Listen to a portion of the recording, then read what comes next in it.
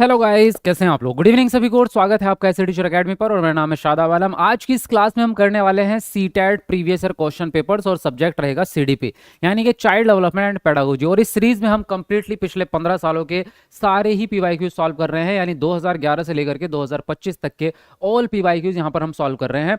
इसके अलावा भी अदर सब्जेक्ट के भी पीवाईक्यूज हम यहाँ पर सॉल्व कर रहे हैं, जो आपको प्ले में मिलते रहेंगे और लाइव आपको जो मिलेंगे वो शाम को 7 बजे। तो ये डेली लाइव क्लास हम करते हैं शाम के 7 बजे इसी चैनल पर एस ए टीचर एकेडमी पर। तो जितने भी नए स्टूडेंट हैं टाइम भी नोट कर लो, डेली आपको शाम को लाइव जुड़ना है शाम 7 बजे एस ए टीचर एकेडमी पर। बहुत ही प्रीमियम कंटेंट के साथ बहुत जबरदस्त वाली तैयारी करवा रहे हैं, बिल्कुल प्रीमियम कंटेंट और समझा करके। सिर्फ क्वेश्चन का आंसर नहीं बताते बल्कि क्वेश्चंस का पूरा सॉल्यूशन बताते हैं, कहां से क्वेश्चन बना है, कौन से चैप्टर से बना है, इस तरह के और भी प्रश्न आ सकते हैं, उसमें कौन सी ट्रिक्स लग रही है, कौन से टैग वर्ड्स लग रहे हैं, एक एक शब्द का मीनिंग बता करके चलते हैं। तो बहुत मजा आता है क्लास करने में और आपका बिल्कुल लेवल जो है एकदम हाई जा रहा है। तो पुराने बच्चे जितने भी लगातार क्लास कर रहे हैं उनके बहुत अच्छे नंबर आने लगे हैं। तो आप लोग भी ज्वाइन कीजिएगा शाम 7 बजे। चलिए शुरू करेंगे आज की इस क्लास को। एक बार वीडियो को लाइक कर दो और चैनल को सब्सक्राइब कर लो, जो भी नए बच्चे हैं सब्सक्राइब बटन दबा के बेल आइकन ऑन पे क्लिक कर लो, तभी आपको नोटिफिकेशन मिलेगी, है ना। तो शुरू करते हैं जी। वॉइस वगैरह एकदम बढ़िया है ना, एक बार कमेंट करके बता दो जल्दी जल्दी, और एक बार वीडियो को लाइक कर दो, कमेंट को नीचे करके जल्दी लाइक बटन दबा दो। और शुरू करते हैं आज की ये क्लास फटाफट से। चलिए, तो आज का पहला प्रश्न आप लोगों के सामने आ चुका है और आज का पहला प्रश्न है आपका, निम्नलिखित में से कौन सी भावना सार्थक सीखने की प्रक्रिया को सुगम बनाती है। पहला ऑप्शन है दहशत, दूसरा है कुंठा, तीसरा है चिढ़ और चौथा ऑप्शन है उत्तेजना। तो आप सभी लोग पहले अपना आंसर कमेंट बॉक्स में लिख के बताएंगे, उसके बाद मैं आपको सही आंसर भी बताऊंगा और पूरा एक्सप्लेनेशन भी दूंगा। तो जल्दी से लिखेंगे सब लोग अपना आंसर कमेंट बॉक्स में। चलिए फटाफट लिखेंगे।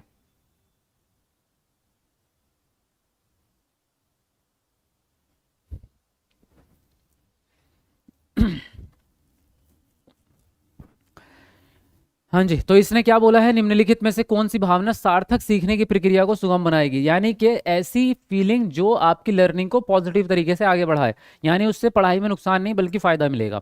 तो इनमें से कौन सी ऐसी चीज है। दहशत यानी कि खौफ यानी कि डर, अगर टीचर बच्चों को डरा के रखेगा तो उससे क्या लर्निंग बढ़ेगी बल्कि और घटेगी, है ना। कुंठा का मतलब होता है आपका स्ट्रेस, यानी कि बच्चा जो है दबाव में है, तो ये भी इससे भी क्या होगा, आपकी मानसिक तनाव बढ़ेगा और आपकी मानसिक क्षमता कम होगी। चिढ़ यानी कि चिड़चिड़ापन, है ना, इरिटेशन, इससे भी क्या होगा, आपकी शिक्षा खराब होगी।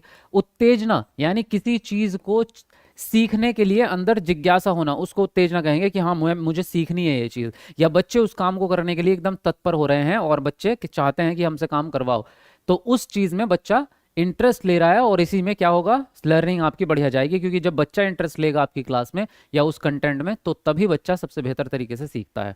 तो यहाँ जो आंसर जाता है आपका डी ऑप्शन सही जाता है, ठीक है। चलिए अगले प्रश्न पे आइए। बच्चे किस प्रक्रिया से सबसे बेहतर सीखते हैं। तो पहला ऑप्शन है निष्क्रिय अनुकरण, दूसरा है वेधन व प्रत्याय स्मरण, तीसरा ऑप्शन है रटकर स्मरण और डी ऑप्शन है निर्देशित खोज। बताइए कौन सा ऑप्शन इनमें से सही जाएगा। सभी लोग कमेंट बॉक्स में अपना अपना आंसर देंगे और जल्दी से एक बार कमेंट को नीचे करके वीडियो लाइक करेंगे सब लोग।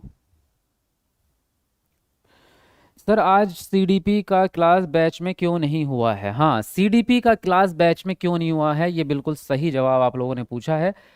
तो इसका कारण एक ये भी है कि अभी जो है बैच के अंदर एक एडमिशन और होना बाकी है, मतलब एक बच्चे का नहीं, एक बार और हम जो है आपको एक तगड़ा सा ऑफर देने जा रहे हैं। हालांकि ये बात मैं थोड़ी बाद में डिस्क्लोज करता, लेकिन आपको शायद एक चीज आप लोगों ने नोटिस नहीं की है कि हमारे चैनल के सब्सक्राइबर कितने हो रहे हैं, बताओ इस समय पे किस किस को दिख रहे हैं, जरा कमेंट को नीचे करके एक बार बताओ, चैनल के सब्सक्राइबर आपको दिख रहे हैं कितने हैं।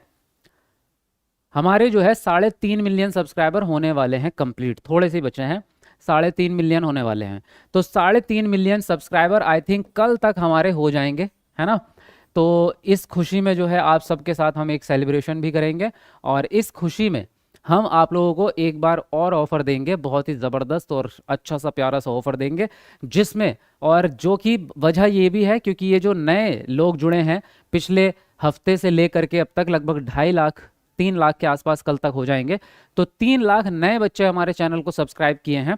तो ये जो 3 लाख बच्चे नए आए हैं हमारे चैनल पर, इनको हमारे बारे में पहले पता नहीं था और इनको बैच के बारे में भी कुछ नहीं पता था और इनको 15 डेज स्ट्रेटजी के बारे में भी नहीं पता था कि 15 दिन में आपको जो है 125 प्लस नंबर लेने की गारंटी दे रहे हैं हम, और उस बैच में 15 दिन में सीटेट क्रैक है 100% गारंटी के साथ। तो अभी उनको पता नहीं था, अब उनकी गलती नहीं है, इसीलिए वो नए बच्चे जुड़े हैं चैनल पे, तो हम उनके लिए एक नया ऑफर निकालेंगे और ये एक बार निकलेगा। वो ऑफर क्या निकलेगा, कितने का निकलेगा, कैसे लेंगे, वो सब कल बताऊंगा, आज नहीं बताऊंगा, ठीक है। तो कल तक आपके शायद हमारे चैनल पे 3.5 मिलियन सब्सक्राइबर कंप्लीट हो जाएंगे। तो जब 3.5 मिलियन सब्सक्राइबर कंप्लीट हो जाएंगे उसके बाद ऑफर निकलेगा, और ऑफर निकलने के बाद मैं अपनी क्लास लूंगा ताकि वो बच्चे भी उस क्लास को लाइव देख सकें। ये था मकसद, समझ गए बात। चलिए जी, अब आते हैं क्वेश्चंस के ऊपर। इसने बोला बच्चे किस प्रक्रिया से सबसे बेहतर सीखते हैं, तो निष्क्रिय होकर के तो कभी भी सही नहीं थी सीख सकते हैं ना। निष्क्रिय हमेशा निगेटिव टैगवर्ड रहेगा, क्योंकि बच्चा जब तक एक्टिव नहीं है तब तक लर्निंग हो ही नहीं सकती कुछ भी, किसी भी प्रकार की।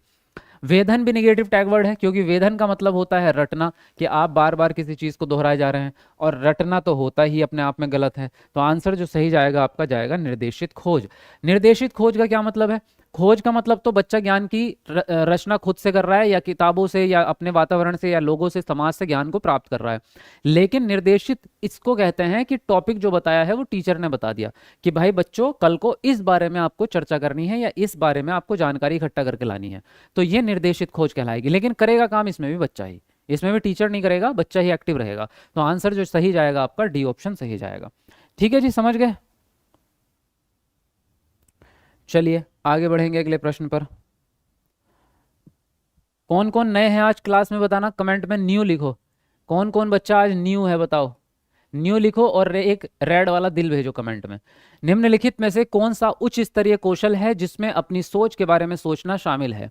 पहला ऑप्शन है प्रत्याहार, दूसरा है अनुबंधन, तीसरा ऑप्शन है अधिसंज्ञान, और डी ऑप्शन है पुनरावृत्ति। तो बताएंगे आप कौन सा ऑप्शन इनमें से सही जाएगा, कमेंट बॉक्स में अपना अपना आंसर लिखेंगे सब लोग। जी क्लास कैसे लेना है सर, ये मैं आपको कल बताऊंगा, यही तो बताया मैंने आपसे कि कल बताऊंगा, है ना। जो भी आपका ऑफर वगैरह जो भी निकलेगा वो कल निकलेगा, आज नहीं कल, ठीक है। क्योंकि कल हमारे 1.5 मिलियन सब्सक्राइबर कंप्लीट हो जाएंगे। तो ये 15 डेज स्ट्रेटजी की एक हमने 15 डेज स्ट्रेटजी वाला एक बैच निकाला है, जिसके अंदर आपको क्या है 100% गारंटी है 125 प्लस नंबर लाने की 15 दिन के अंदर अंदर। और वो कई हजार नहीं, मतलब लगभग मैं अमाउंट मतलब ऐसे संख्या बता नहीं सकता यहाँ पब्लिकली, लेकिन बहुत बड़ी संख्या में स्टूडेंट्स उसमें एडमिशन ले चुके हैं। आपको पता है इतना बड़ा चैनल है, और ऐसा बैच, गारंटी वाला बैच अभी तक पूरे हिंदुस्तान में सिर्फ ऐसे टीचर अकेडमी पे मिलता है। तो आप लोग रह गए थे, इसलिए कल आपको मिलेगा ऑफर। चलिए, इसने बोला है निम्नलिखित में से कौन सा उच्च स्तरीय कौशल है जो अपनी सोच के बारे में सोचना शामिल हो, जिसमें जब आप अपनी ही सोच के बारे में सोचते हैं उसको कहते हैं अधिसंज्ञान। अधिसंज्ञान में एक वर्ड है संज्ञान। संज्ञान क्या है, आपका दिमाग, यानी कि आपकी थिंकिंग, आपकी सोच। और जब आप अपनी ही दिमाग के बारे में सोचते हैं, अपने दिमाग के बारे में कैसे सोचोगे कि मेरी थिंकिंग पावर कैसी है, मैं कल्पना किन चीज़ों के बारे में करता हूँ, या मैं जब किसी सब्जेक्ट को पढ़ता हूँ तो किताब से पढ़ के मुझे ज़्यादा याद होता है, या कोई व्यक्ति मुझे समझा दे तब याद होता है, या फिर चित्रों के माध्यम से मुझे ज़्यादा याद होता है ना। तो ये आपकी लर्निंग स्टाइल होते हैं, आपकी कल्पना शक्ति होती है। तो आपको पता होना चाहिए कि मैं किस प्रकार का प्राणी हूँ, मुझे म्यूजिक में ज़्यादा अच्छी महारत हासिल है या क्रिकेट खेलने में ज़्यादा महारत हासिल है। तो ये बात पता होना ज़रूरी है। बचपन में अगर नहीं सिखाओगे बच्चों को तो आगे फ्यूचर में उनको दिक्कत आएगी, जैसे कि हम लोगों को बचपन में नहीं सिखाया गया। सच बात तो यही है कि हमारी पीढ़ी के जो लोग हैं उनको बचपन में घंटा कुछ नहीं पता था कि बड़े होके क्या बनना है, सच में नहीं पता था, है ना। वो सब बस एक लाइन में लगे फिरते थे, चलो जी 5वीं क्लास पास कर ली, 6ठी में आ जाएंगे, 8वीं पास कर ली, 10वीं में आ जाएंगे, उसके बाद 12वीं, उसके बाद ग्रेजुएशन, और ग्रेजुएशन के बाद चाचा जी पूछ रहे बेटा बनना क्या चाहते हो। हमें क्या पता चाचा, बचपन में तो आज तक बताया नहीं, जो चीज़ हमारे अंदर थी वो आपने पहचानी नहीं, है ना। हम किस चीज़ में अच्छे थे, हो सकता था हम गाने में अच्छे होते, हो सकता था किसी और चीज़ में, कभी पूछा ही नहीं। अब पूछ रहे हो तो अब कोई फायदा नहीं है। बड़े होने के बाद डिसाइड करते हैं, उसके बाद 5 साल रगड़ते हैं स्ट्रगल में, तब जाके कुछ बन पाएंगे। तो ये चीज़ें हमारे साथ हुई हैं। लेकिन अब आप टीचर बन रहे हैं तो आप लोगों को ये बात ध्यान रखनी है कि जो अब जनरेशन छोटी है उनमें क्वालिटी ढूंढो कि वो किस लायक बच्चे हैं, और उनकी क्वालिटी पे काम करो, उनको बताओ, है ना, उनको सोचने पे मजबूर करो कि वो अपने स्किल पे काम करें। समझे बात। चलिए बढ़ेंगे अगले प्रश्न की ओर। अगला प्रश्न क्या है, अगला प्रश्न है, शिक्षक बच्चों को आंतरिक रूप से विप्रेरित होने के लिए क्या कर सकते हैं? पहला ऑप्शन है अनुबंधन के तरीकों का प्रयोग, दूसरा ऑप्शन है उचित पुरस्कार देना, तीसरा ऑप्शन है दंड का प्रयोग और फोर्थ ऑप्शन है विद्यार्थियों की अभिरुचि को ध्यान में रखना। बताएंगे आप कौन सा ऑप्शन सही जाएगा? सब लोग कमेंट बॉक्स में अपना अपना आंसर लिखेंगे। जी सर मॉडल पेपर करवा दीजिए। भाई मॉडल पेपर जो करवाएंगे वो ऐप के अंदर करवाएंगे, यूट्यूब पे नहीं होंगे मॉडल पेपर, ठीक है? क्योंकि वो पेड हैं और उसमें आपको थोड़ा सा चार्ज है, ज़्यादा नहीं है, बहुत ही कम प्राइस है उसका। लेकिन मॉडल पेपर में से 100% पेपर बनता ही है, उसके बाहर पेपर आता ही नहीं है, तो वो आप ऐप में ही कर लेना उसको सॉल्व, है ना? जिसने भी नहीं लिए ऐप में जाके ले लेना। चलो बताओ जल्दी जल्दी अपना अपना आंसर। लिखते रहिए। क्या कहना है? जिग सो क्या होता है? जिगसो जो है ना वो एक प्रकार की पहेली होती है। पहेली कैसी? जैसे लकड़ी की बनी होती है, एक्चुअली आप लोगों ने देखी नहीं होगी, आजकल के बच्चे बड़ा इस्तेमाल करते हैं। ऐसे एक स्लेट होती है लकड़ी की और इसमें खांचे बने होते हैं। ऐसा होगा खांचा, ऐसा होगा, है ना, ऐसा होगा, ये होगा, है ना, ये होगा, ये होते हैं। और वो लकड़ी के टुकड़े बाहर होते हैं इसके, यहाँ ऐसे ही टुकड़े यहाँ पड़े होंगे और इस पे क्या होता है, एक डंडी टाइप की बनी होती है। तो ये सब टुकड़े ऐसे अलग में होते हैं। तो बच्चा क्या करता है, इनको शेप मैचिंग करता है। यहाँ से उठाएगा बच्चा इस टुकड़े को लकड़ी के और देखेगा कौन सी शेप में फिट होगा, फिर उसकी जगह पे फिट कर देगा। यहाँ लकड़ी में खांचे बने होते हैं इस डिजाइन के। तो ये जिगसो पहेली होती है। समझ में आई बात? चलिए, इसने बोला शिक्षक बच्चों को आंतरिक रूप से अभिप्रेरित होने के लिए क्या कर सकता है? आंतरिक रूप से अगर प्रेरित होना है तो मैंने आपसे बताया था कि आपको 4 ही शब्द लगते हैं पूरी दुनिया में, 4 टैगवर्ड हैं, 4 याद कर लिए। आंतरिक अभिप्रेरणा का और बाह्य प्रेरणा का प्रश्न आपका जिंदगी में कभी गलत हो ही नहीं सकता। इसीलिए तो मैं ट्रिक को मैं खेलता हूं, आपको पता है तो बता देता हूं। नंबर 1 संतुष्टि, अगर उस काम को करके आपको संतुष्टि मिलती है तो आप आंतरिक अभिप्रेरणा से कर रहे हैं। नंबर 2 उस काम में आपकी रुचि है, यानी कि इंटरेस्ट है। बच्चे का अगर रुचि है किसी काम में तो आंतरिक अभिप्रेरणा से काम करेगा, किसी के कहने की जरूरत नहीं। नंबर 3 अगर उस बच्चे को उस काम में मजा आता है, यानी कि आनंद आता है उस काम को करने में, तो वो आंतरिक अभिप्रेरणा से करेगा। और नंबर 4 अपनी योग्यता बढ़ाने के लिए अगर बच्चा काम कर रहा है तो, ठीक है? तो इनमें से देख लो, अगर कोई भी एक टैगवर्ड मिल जाए तो आंख बंद करके आंसर लगा देना, गलत नहीं कर सकता कोई भी। आंसर जाएगा आपका डी ऑप्शन। समझ में आई बात? दंड दे के काम करवाओगे, इनाम दे के, पुनर्बलन दे के, तो वो बाह्य विप्रेरणा हो जाएगी, यानी बाहर से दबाव डाल के बच्चे से कोई काम करवा रहे हो।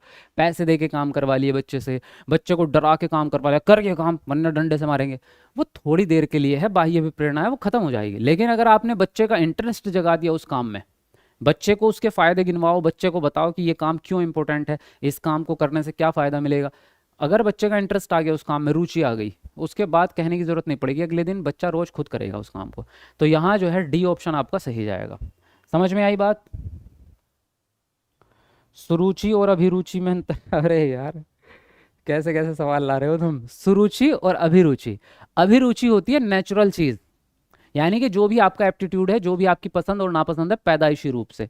सुरुचि का मतलब है इंटरेस्ट यानी रुचि, और सु मतलब सुविधा, सुविधा या सही, यानी सही रुचि। जैसे फॉर एग्जांपल आपकी इंटरनल रुचि हो सकती है दारू पीना हो सकती है ना भाई, किसी को बचपन से ही दारू पीना पसंद है, लेकिन वो कुरुचि है, वो सुरुचि नहीं है, वो गलत आदत है। वो इंटरेस्ट तो है आपका उस काम में लेकिन गलत हो गया। तो अब टीचर का काम है कि सही चीजों में बच्चे का इंटरेस्ट डलवाए। तो सुरुचि मतलब कि अच्छे कामों में इंटरेस्ट डलवाना है बच्चे का, तो सुरुचि हो जाएगी। समझ में आई बात? चलिए, इसने बोला बाल विकास की गति, पहला ऑप्शन है एक समान, मानकीय और अव्यवस्थित होती है। दूसरा ऑप्शन है गति में व्यक्तिगत भिन्नताएं होती हैं और ये अव्यवस्थित होती है। तीसरा ऑप्शन है एक समान, मानकीय और कुछ हद तक सुनियोजित और क्रमानुसार होती है। और डी ऑप्शन है कि गति में व्यक्तिगत भिन्नताएं होती हैं और यह कुछ हद तक सुनियोजित और क्रमानुसार होती है। तो बताएंगे आप कौन सा ऑप्शन इनमें से सही जाएगा? सब लोग कमेंट बॉक्स में आंसर लिखेंगे। जी लिखिए फटाफट से।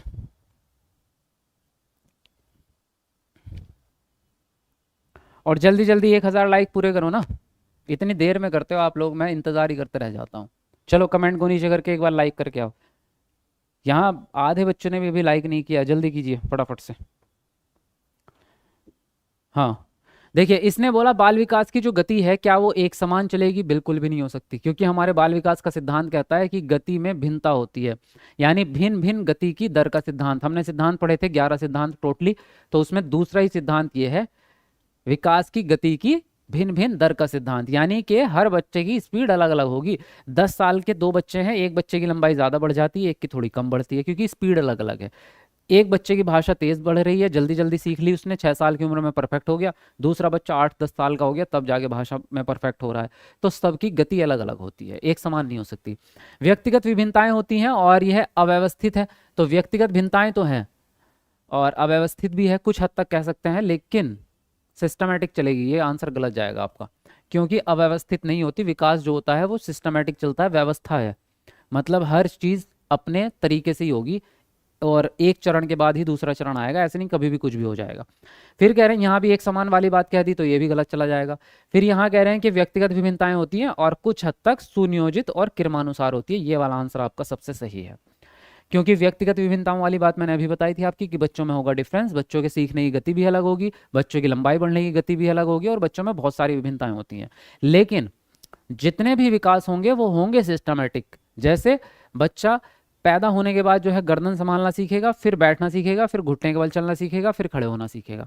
ऐसा नहीं हो सकता कोई बच्चा पैदा हुआ और सीधे खड़े हो गया, ऐसा नहीं हो सकता।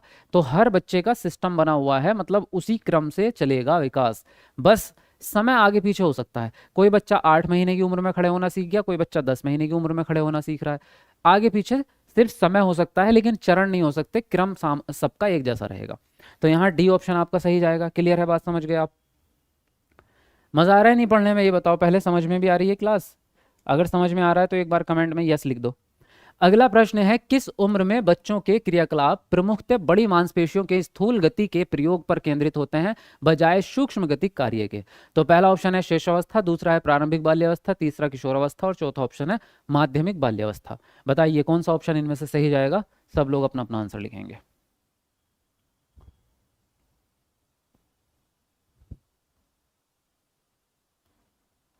सर आंसर की भेजिए प्लीज। भाई आंसर की मिलेगी 24 तारीख में, पहले ही बता चुका हूं, अब जल्दबाजी मत करो। जो चीज़ मैंने दे दी आपको, डेट दे दी, उसी डेट पे मिलेगी वो। चलो यस सभी के आ चुके हैं, क्या बात है, मतलब बढ़िया क्लास लग रही है, वेरी नाइस। मॉडल पेपर पहले आप खुद सॉल्व करेंगे, उसके बाद मैं आंसर की दूंगा, क्योंकि अगर पहले ही आंसर की मिल जाएगी फिर तुम खुद से सॉल्व नहीं करोगे, सब आंसर की रट लोगे। रटना नहीं है, खुद से लर्निंग बाय डूइंग पढ़ रहे हैं ना सीटेट में, लर्निंग बाय डूइंग, तो खुद से सॉल्व करो, आंसर की मिलेगी बाद में, ठीक है। अब इसने बोला है किस उम्र में बच्चों के क्रियाकलाप प्रमुखतः बड़ी मांसपेशियों के स्थूल गति के प्रयोग पर केंद्रित होते हैं बजाय सूक्ष्म गति के। तो पहले इसने बोला है कि स्थूल गति के प्रयोग पर आधारित है, तो शेष अवस्था आंसर राइट जाएगा, क्योंकि जब बच्चा शेष अवस्था में है, यानी कि जन्म से लेकर के 2 साल तक का बच्चा है, तो 2 साल तक का बच्चा जो है उसका विकास ज़्यादा नहीं होता, यानी कि उसकी फिंगर्स तक विकास पहुंचता ही नहीं है। बच्चा पेन पकड़ना नहीं जानता है 2 साल का, है ना। 1.5-2 साल का बच्चा ड्राइंग नहीं बना सकता, 1.5-2 साल का बच्चा मटर नहीं छील सकता या सुई में धागा नहीं डाल सकता। क्यों? क्योंकि फिंगर्स का विकास नहीं हुआ है तब तक। और सूक्ष्म गतिक कार्य वही होते हैं जो फिंगर्स से होते हैं। हाँ, बच्चा चलना सीख गया है, 2 साल का बच्चा चलना सीख जाता है, भागना भी सीख जाता है, गेंद उठा के गेंद भी फेंक देता है, प्लास्टिक के बल्ले से खेल भी लेता है ना, चल के भाग के यहाँ से जो है वहाँ पानी की बोतल भी उठा लेगा। लेकिन वो छोटे काम, बारीक काम नहीं कर पाएगा, जैसे कैंची से कागज काटना, है ना, या ड्राइंग बनाना। सूक्ष्म काम नहीं कर पाएगा, स्थूल कर पाएगा। स्थूल काम बड़े होते हैं, सूक्ष्म बारीक वाले होते हैं जो उंगलियों से होते हैं, तो सूक्ष्म वाले बाद में आएंगे, ठीक है। तो फर्स्ट ऑप्शन यहाँ पर आपका सही जाएगा। क्लियर है बात? अगले प्रश्न पे आइए। वह प्रक्रिया जिसमें युवा पीढ़ी रोजमर्रा की अंतःक्रिया से सामाजिक प्रक्रियाओं को सीखती है क्या कहलाती है? पहला ऑप्शन है सृजनता, दूसरा है संवर्धन, तीसरा ऑप्शन है सामाजिकरण और डी ऑप्शन है स्थगित अनुकरण। बताओ कौन सा ऑप्शन इनमें से सही जाएगा? लिखिए अपना अपना आंसर।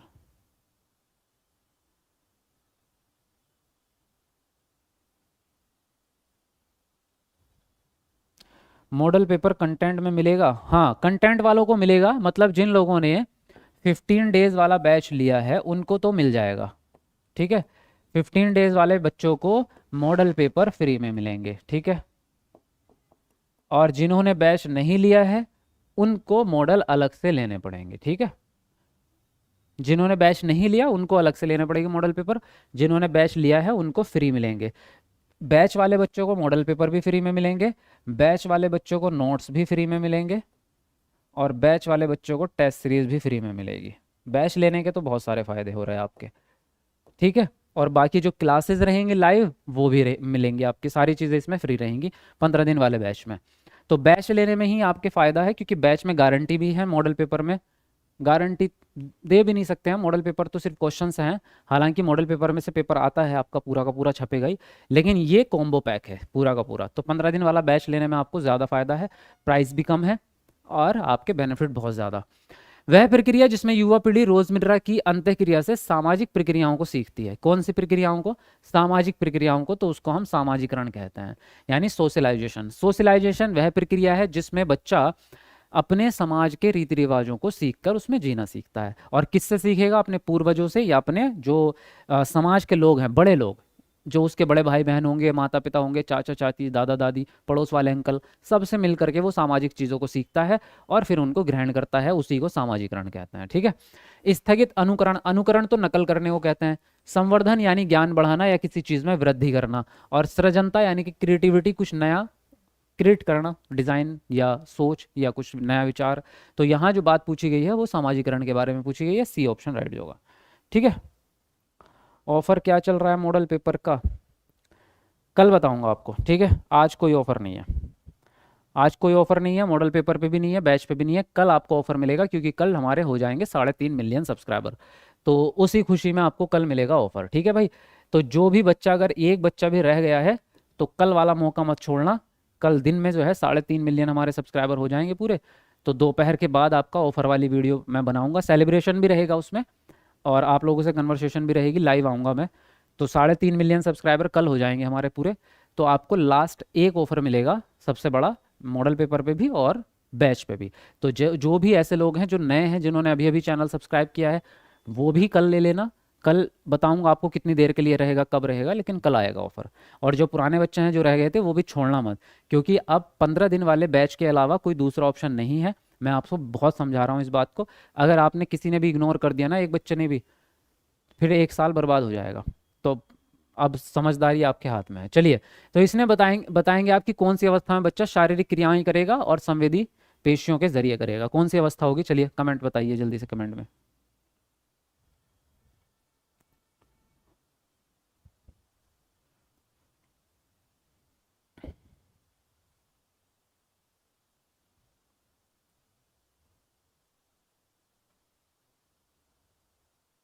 चलिए जल्दी जल्दी बताइए। और बहुत बढ़िया, एक बार वीडियो को लाइक तो कर दो। अभी आधे बच्चों ने लाइक ही नहीं किया है। 1,000 लाइक हमारे होने ही वाले हैं, 2-3 ही लाइक बचे हैं। बताओ कौन करेगा 1,000 वाला लाइक? जल्दी कमेंट को नीचे करके एक बार लाइक बटन दबाओ जल्दी। कौन करेगा? कौन है वो लक्की पर्सन जो 1,000 वाला लाइक करेगा? इसने बोला कि ऐसी कौन सी अवस्था है जिसमें बच्चे शारीरिक क्रियाएं करेंगे और संवेदी पेशियों के माध्यम से करेंगे। तो भाई साहब, संवेदी चालक अवस्था ही इसको कहते हैं हम। और ये जीन प्याजे का पहला ही चरण है ना, पहली अवस्था या पहला चरण है जो कहलाता है संवेदी चालक अवस्था। और इसकी उम्र क्या होती है? जन्म से लेके 2 साल तक की। ये है आपका दूसरा चरण, पूर्व संक्रियात्मक अवस्था, है ना। इसकी उम्र क्या होती है? 2 साल से लेके 7 साल तक की। ये है आपका अमूर्त यानी चौथा चरण। तो चौथे चरण की अवस्था की उम्र क्या होगी? 11 साल से लेके और 15 या 18 हम इसको कहते हैं। यह है तीसरा चरण, मूर्त संक्रियात्मक अवस्था। तो इसकी उम्र बताओ कमेंट करके। चलो, तीसरी अवस्था की उम्र क्या होती है ये आप लोग बताएंगे। चलो बताओ जल्दी, कमेंट में बताओ, फटाफट लिखेंगे कमेंट अपना अपना। अगला प्रश्न क्या है भाई? अगला प्रश्न है, जीन प्याजे के सिद्धांतों में एक बच्ची जो मानती है कि कार सजीव है क्योंकि वह चलती है, क्या प्रदर्शित करती है? पहला ऑप्शन है जीववादी सोच, दूसरा ऑप्शन है केंद्रीयता, तीसरा ऑप्शन है अप्रतिवृत्ति सोच और डी ऑप्शन है क्रमबद्धता। बताओ इनमें से कौन सा ऑप्शन सही जाएगा? कमेंट में लिख के बताओ जल्दी से।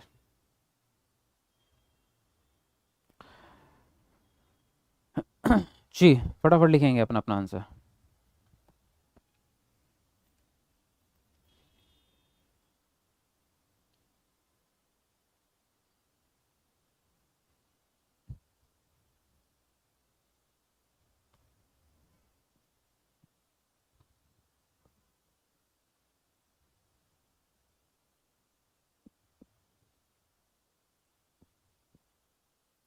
देखो, इसने बोला है जीन प्याजे के सिद्धांतों में एक बच्ची जो मानती है कि कार सजीव है। कोई भी बच्चा जो किसी भी निर्जीव चीज को सजीव समझ लेता है, ये गुण जीववाद कहलाता है। क्या कहलाता है? जीववाद, यानी कि जीववादी सोच। और ये सजीव समझते क्यों हैं? इनकी गति के कारण। जो भी चीज ऐसी है जिसमें गति है, जैसे हवाई जहाज है, तो हवाई जहाज उड़ रहा है, तो बच्चा क्या बोलेगा कि ये तो उड़ता है, मतलब इसमें जान है। पंखा ही है ना, घर का पंखा घूम रहा है, तो वो बोलेगा पंखा भी तो घूम रहा है, मतलब ये भी जीवित है। तो गतिमान चीजों को जीवित समझ लेता है बच्चा, उस गुण को जीववाद कहते हैं। कौन सी अवस्था में आता है ये गुण? ये गुण दूसरी अवस्था में आता है जीन पियाजे की, जिसका नाम है पूर्व संक्रियात्मक अवस्था। ठीक है, पूर्व संक्रियात्मक अवस्था, इस अवस्था के अंदर ये गुण आता है। ठीक है, और ये दूसरा वाला गुण जो है केंद्रीयता, ये भी इसी अवस्था में आता है, लेकिन फिलहाल इसके बारे में नहीं पूछा है, मैं बता देता हूं फिर भी मीनिंग। केंद्रीयता का मतलब होता है कि बच्चा सिर्फ अपनी सोच में ही गुम रहता है, यानी उसको अपने दृष्टिकोण सही लगते हैं, दूसरे के दृष्टिकोण नहीं समझता। जैसे कि अगर उसको अच्छा लगता है, फॉर एग्जाम्पल उसको कुत्ते के साथ खेलना अच्छा लगता है, कुत्ता उसका दोस्त है। अब कोई बड़ा व्यक्ति बोलेगा कि कुत्ते अच्छे नहीं होते, कुत्ते गंदे होते हैं, इसके साथ मत खेलो, ये वो फलाने, उसको कोई मतलब नहीं है। वो बोलेगा भैया मुझे कोई मतलब नहीं है, मुझे मेरी दुनिया में जीने दो। वो अपने ही गुड्डे को उठा के अपने सामने रखेगा, बोलेगा ये मेरा छोटा भाई है, मैं इसको पढ़ाऊंगा, चल पढ़, ए आ छोटी बड़ी। उसको पता है कि वो पढ़ नहीं सकता, बड़ा आदमी को पता है ये बात, लेकिन उसको कोई मतलब नहीं है। तो बच्चा अपने में ही खोया रहता है, इस गुण को हम केंद्रीयता कहते हैं। अप्रतिवर्ती सोच का मतलब, ये उल्टा लिखा है वैसे, प्रतिवर्ती होता है सोच, है ना, इसने उल्टा लिखा है तो निगेटिव वैसे ही हो गया वो। लेकिन प्रतिवर्ती सोच का मतलब होता है पलटावे गुण, यानी जहां से काम को शुरू किया है क्या वापस वहीं पे आ सकते हैं, उसको कहते हैं। क्रमबद्धता, किसी चीज को सीरीज से लगा देना, जैसे आपको बहुत सारे पेंसिल दे दी और सबसे छोटी फिर उससे बड़ी फिर उससे बड़ी, ऐसे क्रम से आपने लगा दिया, तो ये दोनों जो है ये तीसरी अवस्था के गुण हो जाते हैं। ठीक है, जीन पियाजे की तीसरी अवस्था में। फिलहाल जो आंसर आपसे पूछा गया था कार सजीव वाला, उसके हिसाब से पहला ऑप्शन राइट जाएगा। समझ गए जी? कोई दिक्कत परेशानी किसी को? चलिए अगला प्रश्न है, कॉलबर्ग के अनुसार नैतिक विकास के अंतिम चरण व्यक्तिगत सिद्धांतों की नैतिकता और विवेक के व्यक्तियों में क्या विशेषता होती है? पहला ऑप्शन है नियमों को निश्चित और निरपेक्ष रूप में देखना। दूसरा ऑप्शन है दूसरों के द्वारा सम्मान प्राप्त करने की चाह। तीसरा ऑप्शन है यह महसूस करना कि अपने लिए कानूनों और नियमों को बनाए रखना उनका कर्तव्य है। और डी ऑप्शन है यह विश्वास करना कि व्यक्तियों को सामाजिक कानूनों का आंख बंद करके पालन करने के बजाय उनका परीक्षण करना चाहिए। बताओ कौन सा ऑप्शन सही लगता है आपको, लिखेंगे अपना अपना आंसर।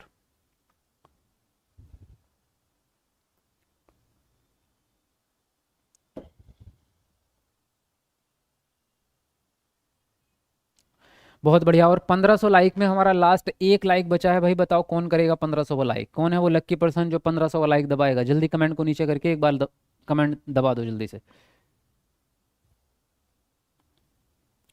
अब देखो क्या बोला इसने बोला कॉलबर्ग के अनुसार अंतिम चरण यानी व्यक्तिगत सिद्धांतों की नैतिकता और विवेक। अच्छा, इसका एक और नाम है, क्योंकि आपको कंफ्यूजन ना हो मैं आपको बता देता हूं, ये एक्चुअल में होता तो छठा चरण है, इसका एक और नाम क्या है? सार्वभौमिक नैतिक विकास का सिद्धांत। क्या नाम है इसका? सार्वभौमिक नैतिक सिद्धांत। ठीक है, इसमें क्या होता है, इसकी सबसे बड़ी विशेषता क्या है कि यहां बच्चा हो जाता है बड़ा, क्योंकि ये छठा चरण है यानी लास्ट है, टोटल 6 ही चरण होते हैं आपके नैतिक विकास के सिद्धांत में। तो यहां बच्चा बड़ा हो गया, अब वो लगभग हो जाता है, लगभग 20 साल के आसपास तक पहुंच जाता है बच्चा, है ना। तो अगर हम बात करें तो इसमें बच्चा ये सोचता है कि हमें निर्णय स्वयं लेने चाहिए, ना कि किसी और के बेस पे, खुद से सोच समझ कर सही फैसले लेने चाहिए। ऐसा नहीं कि किसी ने कानून बना दिया और आप आंख बंद करके पालन करे जा रहे हैं, चाहे उससे सारी जनता परेशान है। तो यहाँ जो है ये विश्वास होता है बच्चे का कि आपको किसी भी सामाजिक कानून का आंख बंद करके पालन नहीं करना, बल्कि उनकी जांच करनी है कि वो आपकी कम्युनिटी के लिए या आपके पूरे समाज के लिए सही है या नहीं है। तो यहाँ जो आंसर जाएगा डी ऑप्शन जाएगा आपका। बाकी इसने जो बोला नियमों को निश्चित मानना, ये चौथे चरण की विशेषता होती है, कानून और व्यवस्था। दूसरों के द्वारा सम्मान प्राप्त करने की चाह, ये तीसरे चरण की विशेषता है। ये महसूस करना कि नियमों को, यहाँ पर भी नियम वाली बात आई है, ये भी चौथे चरण की विशेषता है। ठीक है, और रही बात सारे चरण की, तो वो मैं आपको ऑलरेडी पढ़ा चुका हूँ। आप कॉलबर्ग का नैतिक विकास का सिद्धांत सर्च करो यूट्यूब पे, मेरा नाम लिख के शादाब आलम, तो आपको मिल जाएगा, क्योंकि मैं अभी पिछले हफ्ते ही आपको 10 दिन पहले ही ये थ्योरी में पढ़ा चुका हूँ। ठीक है, चलिए फिलहाल आगे बढ़ेंगे, क्योंकि क्वेश्चन के अंदर पूरा कंप्लीट सिद्धांत तो पढ़ा नहीं सकता मैं, उसमें 1.5 घंटा लगेगा। अगला प्रश्न है आपका, लेव वाइगोत्स्की के अनुसार जब एक शिक्षक बच्चे को उसके समीपस्थ विकास के क्षेत्र तक पहुंचने में मदद करने के लिए उसे समायोजित समर्थन देता है तब वह किस संरचना का प्रयोग कर रहा है। तो पहला ऑप्शन है पाड़, दूसरा अनुबंधन, तीसरा है अनुकरण और चौथा ऑप्शन है अनुकूलन। बताओ कौन सा ऑप्शन इनमें से सही जाएगा, लिखेंगे अपना अपना आंसर।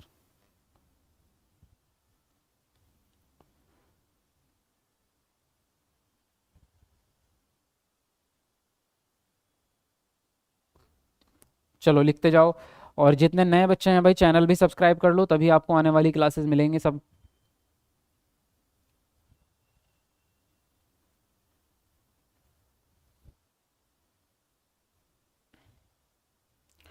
देखो इसने बोला ले वाइगोत्स्की के अनुसार जब एक शिक्षक बच्चों को उसके समीपस्थ विकास के क्षेत्र तक पहुंचने में मदद करता है ना, कहां तक पहुंचने में, समीपस्थ विकास के क्षेत्र में पहुंचने में। यानी समीपस्थ विकास का क्षेत्र क्या होता है, नेक्स्ट स्टेप जो बच्चे को आता है उससे अगला चरण। तो क्या कर रहे हैं हम अगले चरण पे पहुंचाने के लिए, मदद दे रहे हैं, है ना, यही लिखा होगा इसमें, हाँ मदद दे रहे हैं। तो मदद देने को हम क्या कहते हैं, पाड़ कहते हैं वाइगोत्स्की की भाषा में। जब टीचर या पेरेंट्स या बड़ा भाई बहन कोई भी बड़ा व्यक्ति छोटे बच्चे की मदद करता है, उस मदद करने को पाड़ के नाम से जाना जाता है वाइगोत्स्की की भाषा में। तो आंसर जाएगा पहला ऑप्शन। अनुबंधन वैसे भी निगेटिव टैग वर्ड है, ये लालच पुनर्बलन देने वाला जो बाह्य विप्रेरणा वाले सिद्धांत होते हैं उसमें जाता है। अनुकरण का मतलब होता है नकल करना। अनुकूलन का मतलब है यहाँ पे जीन प्याजे, क्योंकि अनुकूलन वाइगोत्स्की के सिद्धांत में नहीं आता, जीन प्याजे में आता है। तो फर्स्ट ऑप्शन यहाँ पर आपका सही जाएगा। ठीक है, आगे बढ़ेंगे। अगला प्रश्न है, ले वाइगोत्स्की ने प्रतिपादित किया कि विकास, पहला ऑप्शन है सीखने का पर्याय है, दूसरा ऑप्शन है सीखने से स्वतंत्र रूप से होता है, तीसरा ऑप्शन है आपका विकास पर सांस्कृतिक कारकों का कोई प्रभाव नहीं पड़ता, और डी ऑप्शन है विकास को सामाजिक संदर्भ से अलग नहीं किया जा सकता। बताइए इनमें से कौन सा ऑप्शन आपको सही लगता है, कमेंट में लिखेंगे अपना अपना आंसर जी। सर आप मूवीज़ भी बनाते हैं, आपका ट्रेलर देखा है मैंने, मोहम्मद सरताज। हाँ जी बनाते हैं बिल्कुल, आप भी देख सकते हैं, जिसको मन करे जाके देख सकते हैं। यूट्यूब पे ही है, शादाब आलम नाम से ही है, मेरे चैनल का नाम मेरे नाम से ही है, शादाब आलम लिख के सर्च करोगे मिल जाएगा। जो इंटरेस्टेड हो जाके देख सकते हैं, जो इंटरेस्टेड नहीं है वो नहीं जाके देख सकते हैं, आपकी मर्जी पर डिपेंड करता है। ले वाइगोत्स्की ने प्रतिपादित किया है कि विकास वाइगोत्स्की के हिसाब से सीखने का पर्याय है, बिल्कुल भी नहीं है, क्योंकि सीखना अपने आप में अलग चीज़ है और डेवलपमेंट अपने आप में अलग चीज़ है, दोनों अलग अलग होते हैं। सीखने से स्वतंत्र है, यानी विकास का सीखने से कोई रिलेशन नहीं है, ये भी गलत बात है, क्योंकि दोनों आपस में जुड़े हैं। संस्कृति का कोई प्रभाव नहीं पड़ेगा विकास पे, 100% पड़ेगा। विकास होता ही उस जगह पे है जहां आप रह रहे हैं, तो वहीं से सीख के सारी चीज़ें बढ़ती हैं। यानी कि विकास को सामाजिक संदर्भ से अलग नहीं किया जा सकता, ये आंसर आपका राइट जाएगा। विकास यानी डेवलपमेंट जो है वो चारों तरफ की चीज़ों के द्वारा ही होता है। आपकी भाषा विकास वैसा ही होगा जैसा आपकी कम्युनिटी में बोला जा रहा होगा, आपका शारीरिक विकास वैसा ही होगा जैसा खान पान आपको मिल रहा होगा। अगर डाइट अच्छी मिल रही होगी बचपन से तो विकास अच्छा होगा, और अगर खाना ही नहीं मिल रहा पूरा तो बच्चा कुपोषण का शिकार हो जाएगा। हर चीज़ डिपेंड करती है आपके समाज पे, तो समाज से अलग नहीं कर सकते आप विकास को, डी ऑप्शन आपका सही जाएगा। ठीक है, अगला प्रश्न क्या है निम्न में से कौन सा बाल केंद्रित शिक्षण के अनुरूप नहीं है। पहला ऑप्शन है स्कूली परिवेश को सुरक्षित व बच्चों के अनुकूल बनाना, दूसरा है भयमुक्त वातावरण बनाना जिसमें हर बच्चा खुलकर अभिव्यक्ति कर पाए, और सी ऑप्शन है कक्षा में सकारात्मक अनुशासन को लागू करना, और डी ऑप्शन है विद्यार्थियों को ज्ञान के निष्क्रिय ग्रहणकर्ता के रूप में पहचानना। बताइए कौन सा ऑप्शन इनमें से सही जाएगा, सब लोग कमेंट बॉक्स में अपना अपना आंसर लिखेंगे।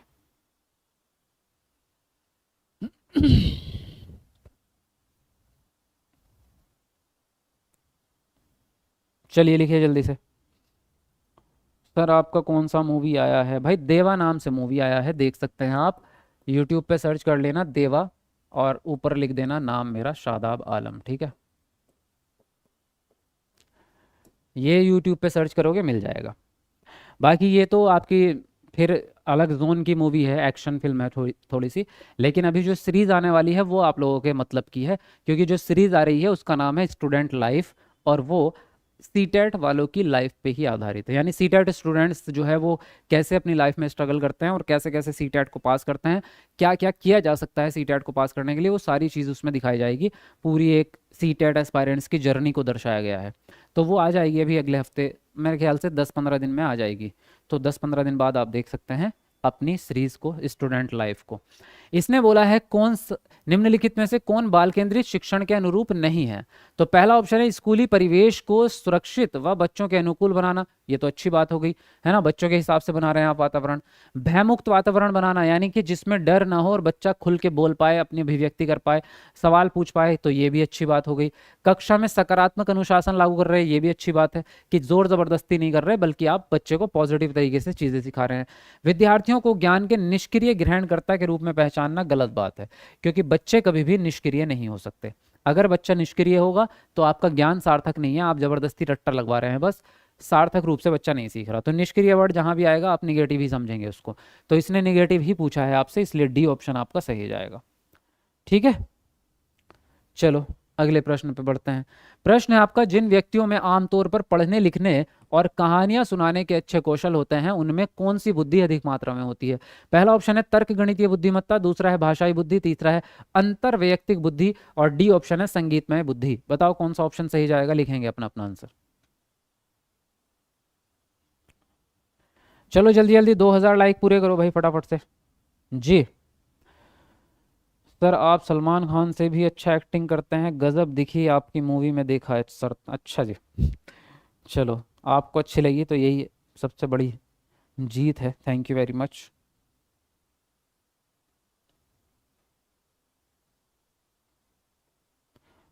चलिए लिखिए जल्दी जल्दी अपना अपना आंसर लिखिए।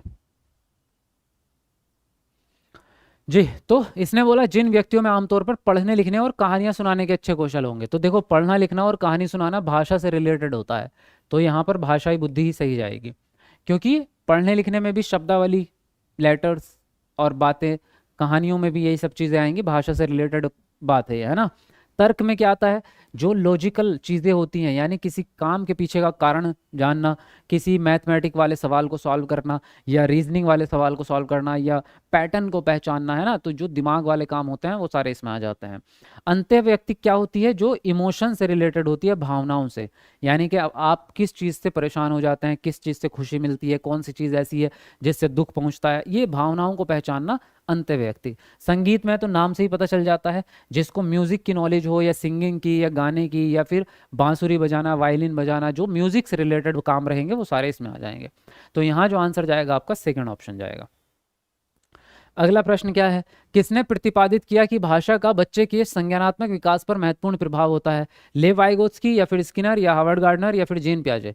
बताओ इनमें से कौन सा ऑप्शन सही जाएगा, लिखेंगे आंसर, कमेंट बॉक्स में बताएंगे अपना अपना आंसर।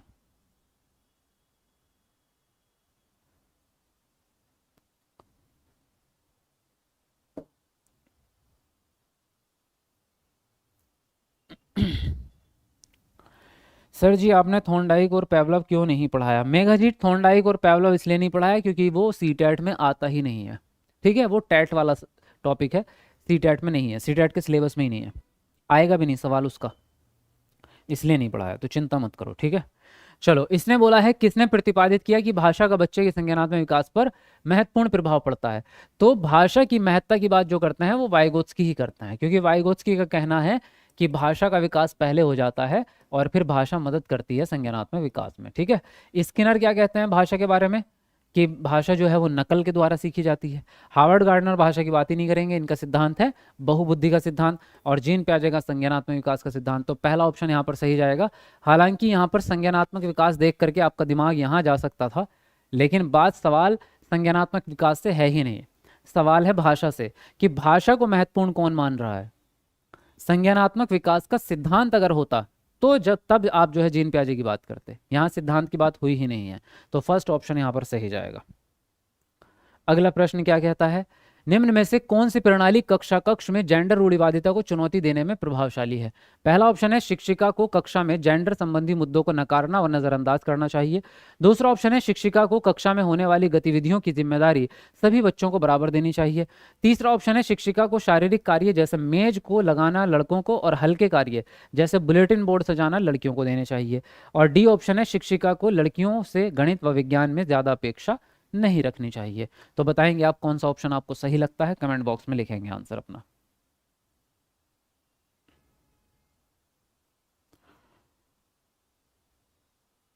चलो लिखो जल्दी जल्दी अपना अपना आंसर। और हमारे 2000 लाइक में लास्ट लाइक बचा है, बताओ कौन करेगा? कौन है वो लक्की पर्सन जो 2000 वाला लाइक दबाएगा? जल्दी कमेंट को नीचे करके एक बार लाइक दबा दो, जल्दी से फटाफट बताओ।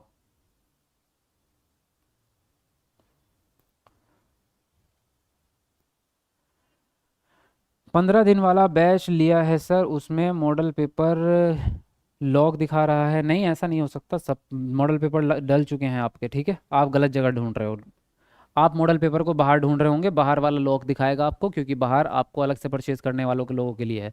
बैच के अंदर जो फोल्डर है वहाँ पे लॉक नहीं दिखाएगा आपको, ठीक है? तो आपको ढूंढना नहीं आ रहा है। लाखों बच्चे पढ़ रहे हैं, एक बच्चा थोड़ी पढ़ रहा है कि एक को प्रॉब्लम आ जाएगी। लाख में बच्चे होते हैं हमारे साथ यहाँ। तो एक बच्चे को अगर प्रॉब्लम आ रही है तो इसका मतलब बच्चा ठीक से चला नहीं पा रहा उसको, वरना प्रॉब्लम आएगी तो सबको आएगी, नहीं आएगी तो एक को भी नहीं आएगी, है ना? तो आपको वो ठीक से चलाना नहीं आ रहा होगा, आप एक काम करना, एकेडमी में कॉल कर लेना, वो आपको समझा देंगे चीज़ें। देखिए, इसने बोला है कि जेंडर रूढ़िवादिता को कम कैसे करेंगे आप, यानी जेंडर रूढ़िवादिता को चुनौती देनी है। तो पहला ऑप्शन है, शिक्षिका को कक्षा में जेंडर संबंधी मुद्दों को नकारना चाहिए। बिल्कुल गलत।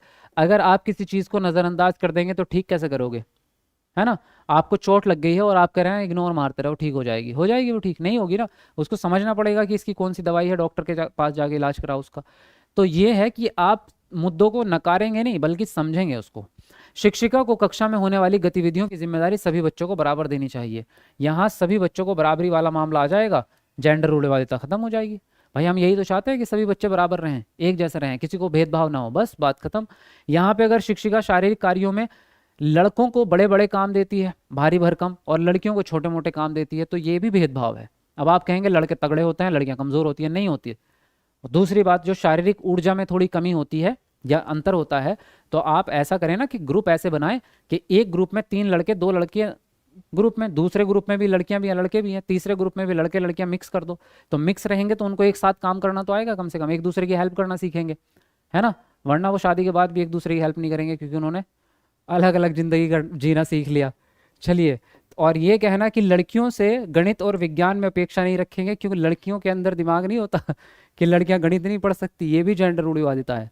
लड़कियां भी गणित पढ़ सकती है, अवसर तो दो। तो यहाँ जो आंसर जाएगा आपका सेकंड ऑप्शन जाएगा, सबको बराबर समझना है, बराबर अधिकार देना है। अगला प्रश्न क्या है? अगला प्रश्न है, विविध शिक्षार्थियों वाली कक्षा में शिक्षकों को चाहिए कि वे, पहला ऑप्शन है, ऐसे पाठ्यक्रम का पालन करें जिसमें वे कक्षा में बच्चों की संस्कृति और भाषा को शामिल करें। यहाँ ये थोड़ा सा आगे आ गया है, स्पेलिंग मिस्टेक हो गई है, शामिल करें, ठीक है। और दूसरा ऑप्शन है आपका, पूर्वाग्रहों को बढ़ावा दें। तीसरा ऑप्शन है, बच्चों के मानक आधारित परीक्षण के लिए कठोर संरचनाएं बनाएं। और डी ऑप्शन है, योग्यता के आधार पर अलग अलग संकायें बनाएं। बताइए कौन सा ऑप्शन इनमें से सही जाएगा? लिखेंगे अपना अपना आंसर।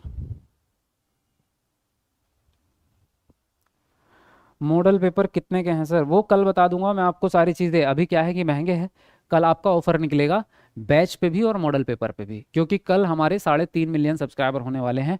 तो अभी सब लोग जुड़े हैं साथ में, तो एक बार फिर से मैं सबको थैंक यू बोलना चाहूँगा, क्योंकि पिछले हफ्ते से लेकर के अब तक 2.5 से 3 लाख सब्सक्राइबर हमारे बढ़े हैं। तो कल हमारे 3.5 मिलियन सब्सक्राइबर कंप्लीट हो जाएंगे, 3.5 मिलियन। और ये मिलियन वर्ड पता है कितना बड़ा होता है? यानी 35 लाख बच्चे, 35 लाख बच्चे हमारे चैनल से जुड़ रहे हैं। तो थैंक यू वेरी मच, आप सभी का बहुत बहुत धन्यवाद इस सपोर्ट के लिए। तो इसी खुशी में, कल 3.5 मिलियन सब्सक्राइबर कंप्लीट होने की खुशी में, कल आपको एक बहुत ही सुंदर सा ज़बरदस्त वाला गिफ्ट दिया जाएगा। यानी कि आपको 15 दिन वाला गारंटी बैच जो है, जिसमें 100% गारंटी है आपको पास कराने की, उस पर ऑफर दिया जाएगा। तो कल आप सभी लोग लाइव आइएगा और उस ऑफर का फ़ायदा उठाना, मिस मत कर देना एक भी बंदा। क्योंकि देखो, ये 15 दिन वाला जो बैच है, ये आपके लिए ये है कि जड़ी बूटी है, ये 15 डेज बैच। इसके बिना आप पास नहीं हो पाएंगे इस साल, क्योंकि अब उतना समय है नहीं कि कोई और तरीका हो कि आप किताबें पढ़ के पास हो जाएंगे या यूट्यूब के लेक्चर देख के पास हो जाएंगे। बहुत लंबा समय चाहिए, 3-4 महीने चाहिए उसके लिए। अभी अगर पास होना है इसी साल, तो ये 15 डेज वाली स्ट्रेटजी वाला बैच है, 100% गारंटी मिलती है। और इस बैच में पिछले साल 1,21,000 बच्चों को मैंने पास कराया था, तो श्योर है पास होना। ऐसा नहीं कि पहली बार कर रहे हैं, 5वां बैच है ये 5.0। तो बहुत बार बच्चों को पास करा दिया, कई लाख बच्चे पास हो गए हैं इस बैच से। तो आप भी हो जाएंगे। तो इस बैच में अपना कल एडमिशन ज़रूर ले लेना, कल या परसों। कल ऑफर निकलेगा तो शायद परसों तक चलेगा, वो मैं आपको कल ही बता दूंगा, ठीक है ना?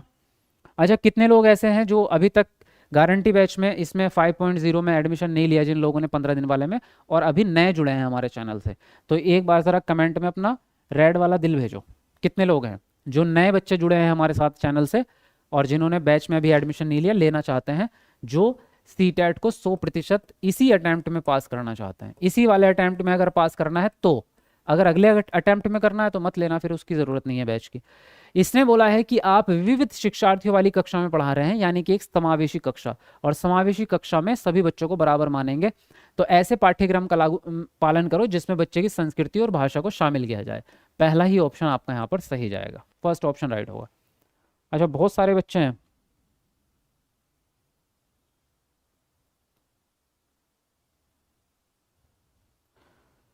मैं हूँ, अच्छा इतने सारे लोग ले लिया है सर एडमिशन। पूजा जी ने ले भी लिया, बात बहुत बढ़िया। श्याम कुमार, सूर्या, विकास, क्या नाम है आपका, शिक्षा, निम्मी। हाँ देखो, मैं कह रहा था ना, बहुत सारे नए बच्चे हमारे साथ में जुड़े हैं, कई लाख बच्चे हमारे साथ में नए जुड़े हैं इस हफ्ते, तो इसीलिए उन्हीं की खुशी में उन्हीं के लिए ऑफर निकल रहा है। और अगर पुराना बच्चा भी कुछ ऐसे हैं जिन्होंने अभी तक इस बैच में एडमिशन नहीं लिया था 15 डेज स्ट्रेटजी वाले में, तो कल दोपहर के बाद लगभग मान के चलो आप 2 बजे, मान के चलो कल 2 बजे आपका ऑफर आ जाएगा, कल 2 PM पे, ठीक है। तो मैं लाइव आऊँगा कल 2 बजे, याद रखना, कल दोपहर 2 बजे लाइव आऊँगा मैं इसी चैनल पे, और तब आपके साथ 3.5 मिलियन का सेलिब्रेशन भी करेंगे, और उसके साथ साथ आपको गिफ्ट भी दूंगा, यानी बैच भी मिलेगा आपको 15 डेज स्ट्रेटजी वाला। 100% गारंटी है, एक भी बच्चा फेल नहीं हुआ आज तक इस बैच में। 1,21,000 बच्चे पास हुए थे पिछली बार। चलिए फिलहाल आगे बढ़ेंगे, इसका स्क्रीनशॉट ले लो ताकि आपको टाइम याद रहे। कल इतने बजे लाइव आएंगे हम, ठीक है। टाइम बता दीजिए कब लाइव आना है। सरताज जी बता दिया, देख लो स्क्रीन पे, देख लो। अगले क्वेश्चंस पे बढ़ा रहा हूँ मैं, जल्दी लो। बिना क्लास लिए नहीं पास करेंगे, नहीं हो पाएगा भाई। देखो मैं झूठ इस समय नहीं बोल सकता, आपको दिलासा नहीं दे सकता। अगर आप मेरे से 2 महीने पहले, 3 महीने पहले ये सवाल पूछते कि क्या आप बिना बैच के भी यूट्यूब से कर सकते हैं या सेल्फ स्टडी से, तो हाँ मैं आपको यस कह देता। लेकिन इस समय नहीं कह सकता आपको, इस समय और कोई तरीका है ही नहीं। सेल्फ स्टडी से तो मतलब ही नहीं बनता। आप एक किताब पढ़ने में भी 3 महीने लगाओगे, और सारे सब्जेक्ट की किताबें कैसे ख़त्म कर लोगे आप? आपको नहीं पता ना उस पूरी किताब में से इंपॉर्टेंट चीज़ क्या है, कौन सी लाइन एग्जाम में फंसेगी। वो हमें पता है क्योंकि हम पिछले 8-10 सालों का एक्सपीरियंस है।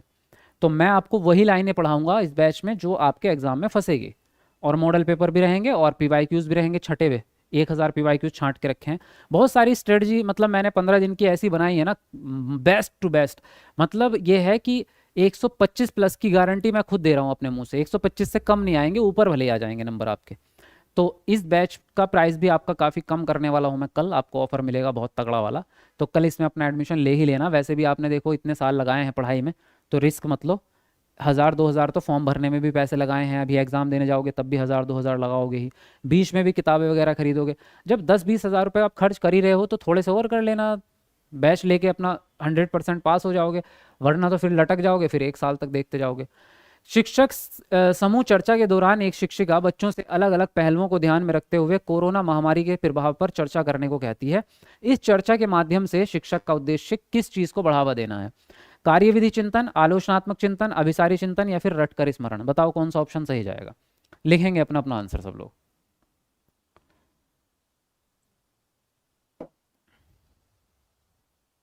चलिए बताइए जल्दी जल्दी।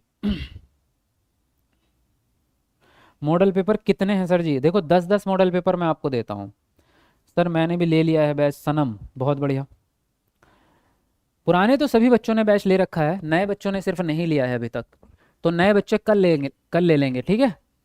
फिर से याद दिला रहा हूँ, चाहे अपने किसी चाचा से, पड़ोसी से, दोस्त से पैसे उधार लेके ले लेना इस बार, लेकिन ये 15 दिन वाला बैच मिस मत कर देना, वरना तो 1 साल बड़ा लंबा खिंचेगा, और फिर 1 साल के बीच में पैसे इससे 20 गुना ज़्यादा खर्च हो जाएंगे तब तक।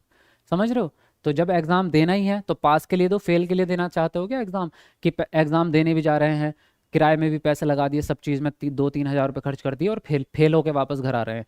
फेल होने के लिए जा रहे हो एग्ज़ाम देने? समझदारी दिखाओ। बैच का प्राइस काफ़ी कम कर रहा हूँ मैं कल। वैसे इतना महंगा बैच रहता है ये क्योंकि गारंटी बैच है। कल आपको ऑफर मिलेगा, इसलिए कल इंतज़ाम करके पैसों का रख लो, शाम से कल दिन में सुबह में कर लेना इंतज़ाम। इस बैच को मिस मत करना। बिल्कुल आपके घर के मेंबर की तरह समझा रहा हूँ आपको, वरना तो कोई और समझाएगा आपको, इधर उधर भटका देगा, और फिर आपके साल 2 साल 3 साल। चाहते ही लोग यही हैं कि आप बार बार फेल हों, बार बार फीस जमा करें, बार बार ऑडियंस मिलती रहे, जानते हो, तो मत करो ऐसा। आपको अपने समय बचाना है, फ्यूचर बचाना है। एक बार में पास होकर काम खत्म करो, अगले बार वैकेंसी की तैयारी करना। सीटेट बार बार करते रहोगे क्या? शिक्षक समूह चर्चा के दौरान बच्चों से चर्चा किस बात पे करवा रहा है? महामारी के प्रभाव पर चर्चा। लेकिन सबसे बड़ी बात हो रही है यहाँ चर्चा की, देखो, और अलग अलग पहलुओं पे चिंतन हो रहा है। तो यानी बच्चों को विभिन्न प्रकार से सोचना सिखाया जा रहा है। यहाँ मेन उद्देश्य क्या है?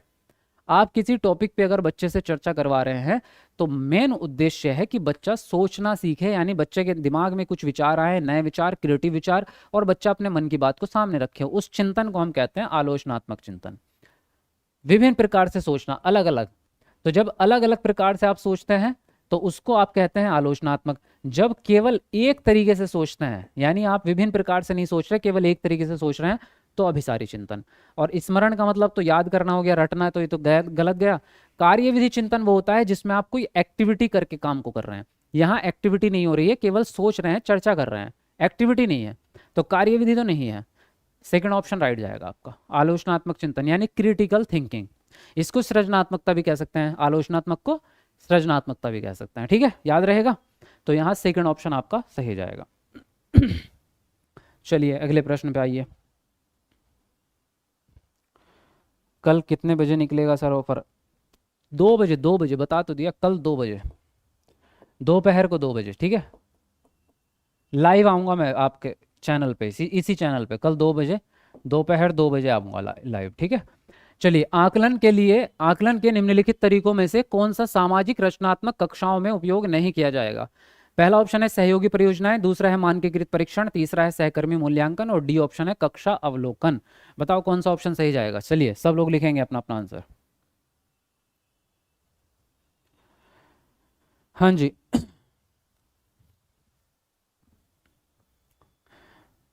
चलो जल्दी जल्दी बताओ अपना अपना आंसर। बहुत बढ़िया। बाकी का 5 मॉडल पेपर कब मिलेगा? 5 मॉडल पेपर आपको मिले हैं, 5 मिलेंगे 24 तारीख को, ठीक है। 5 मॉडल मिले हैं आपको, और 5 जो मिलेंगे वो मिलेंगे 24 तारीख को, 24 अगस्त को। और 24 अगस्त को ही इसकी आंसर की भी मिलेगी आपको साथ साथ, ठीक है, ओके। और ये जो कल 2 बजे लाइव आएंगे, ये 15 डेज स्ट्रेटजी वाला होगा। 15 दिन की स्ट्रेटजी जो है सीटेट पास कराने की 100% गारंटी है, 100% सीटेट पास। तो कोई भी कल मिस मत करना, लाइव ज़रूर आना है, टाइम लिख के रख लो अपना, कल लाइव ज़रूर आना है दोपहर 2 बजे, ठीक है। एक भी बच्चा ऐसा नहीं होना चाहिए, जितने लोग यहाँ 3,500 लोग लाइव दिख रहे हैं मुझे इस समय पे, बाकी बाद में देखेंगे इस वीडियो को रात को। तो कल दोपहर 2 बजे लाइव ज़रूर आना है, यह आपकी ज़िंदगी का सवाल है, आपके करियर का सवाल है, तो मिस मत करना। कल को बहुत इंपॉर्टेंट बात होनी है आपसे, कल दोपहर 2 बजे लाइव ज़रूर आएंगे आप लोग। सुन रहे हैं ना? यस लिखो एक बार कमेंट में, जितने लोग भी इस समय लाइव हैं, बोलो कल लाइव आएंगे 2 बजे दोपहर को, यस लिखो जल्दी से एक बार, सब लोग यस लिखो कमेंट में जल्दी से। इसने बोला आकलन के निम्नलिखित तरीकों में से कौन सा तरीका है जो सामाजिक रचनात्मक कक्षाओं में नहीं आएगा, यानी निगेटिव वाला कौन सा है? तो सहयोगी परियोजना तो पॉजिटिव हो गया, यानी मिलजुल के काम कर रहे हैं, सामाजिक कक्षा हो गई। मानकीकृत निगेटिव है। मानकीकृत का मतलब होता है कि सभी बच्चे को एक जैसा परीक्षा ले रहे हो आप, जबकि बच्चे अलग अलग हैं, कोई ऑटिज्म बच्चा है, कोई दृष्टि बाधित है, कोई श्रवण बाधित है, और आप सबका एग्जाम एक जैसा ले रहे हो, तो वो सब बच्चे एक जैसा एग्जाम नहीं दे पाएंगे, इसी को मानकीकृत कहते हैं। तो इसलिए मानकीकृत वाला गलत होता है। सहकर्मी अच्छा होता है। सहकर्मी का मतलब होता है कि बच्चे एक दूसरे की जांच कर रहे हैं या एक दूसरे से सवाल जवाब कर रहे हैं। कक्षा अवलोकन यानी टीचर पूरी ही क्लास का ऑब्जर्वेशन एक साथ कर रहा है, टीचर खड़े होकर ऐसे देखता है ना कौन बच्चा क्या काम कर रहा है, जहां पे जरूरत पड़ेगी जिस बच्चे को, उस बच्चे की मदद करेंगे, उसको कक्षा अवलोकन कहा जाता है। तो आंसर जाएगा सेकंड ऑप्शन, ठीक है। यस आया है सबका? चलो बहुत अच्छी बात है, बहुत बढ़िया, वेरी गुड। कल दोपहर 2 बजे लाइव जरूर आना है इसी चैनल पे, ठीक है। कल आपको 15 दिन की स्ट्रेटजी समझाऊंगा मैं, 15 दिन में कैसे पास होते हैं। पास नहीं, 125 प्लस नंबर लेके आएंगे आप, और जो बच्चा 125 से प्लस नंबर लेके आया उसके लिए एक फ़ोन अवेलेबल है मेरे पास, हर एक बच्चे के लिए गिफ्ट है। जो अगर टॉपर बन गए तो टॉपर को तो फिर कार ही मिलनी है, ये तो आपको पहले से अनाउंसमेंट हो चुकी है। लेकिन 125 प्लस भी अगर आप लेके आते हैं तो एक मोबाइल फ़ोन आपको ज़रूर मिलेगा, चाहे वो 2000 बच्चे हों, चाहे वो 2 लाख बच्चे क्यों ना हो। जितने बच्चे भी पास होंगे उन सभी को फ़ोन ज़रूर मिलेगा। तो सोचो आपके बैच से 20 गुना महंगा तो मैं आपको फ़ोन गिफ्ट में दे रहा हूँ, तो इससे बड़ी और क्या चाहिए तुम्हें चीज़। चलिए सेकंड ऑप्शन राइट होता है। आगे बढ़ेंगे अगले प्रश्न पर। कल को दोपहर 2 बजे मैं आपको बताऊंगा अभी कि कितने नंबर पे कौन सा गिफ्ट मिलेगा आपको। समावेशी शिक्षा का दर्शन, पहला ऑप्शन है बहिष्करण के सभी आचरण को प्रोत्साहित करेगा। दूसरा ऑप्शन है आधार विद्यार्थियों को उनकी योग्यता के आधार पर पृथक स्कूलों में शिक्षित करेगा। सी ऑप्शन है आपका केवल उन्हीं बच्चों तक सीमित है जो दृष्टिबाधित व श्रवण बाधित हैं। और डी ऑप्शन है अपवर्जन की सभी नीतियों व आचरण को चुनौती देता है। बताएंगे आप कौन सा ऑप्शन इनमें से सही जाएगा, लिखेंगे अपना अपना आंसर। चलिए लिखते जाइए।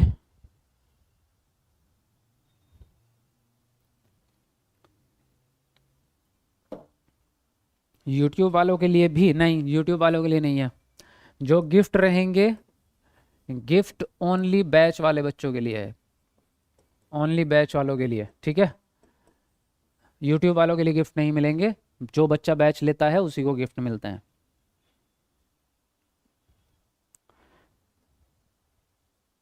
देखिए इसने बोला समावेशी शिक्षा का दर्शन, पहला ऑप्शन है बहिष्करण के सभी आचरण को प्रोत्साहित करेगा, बिल्कुल गलत बात।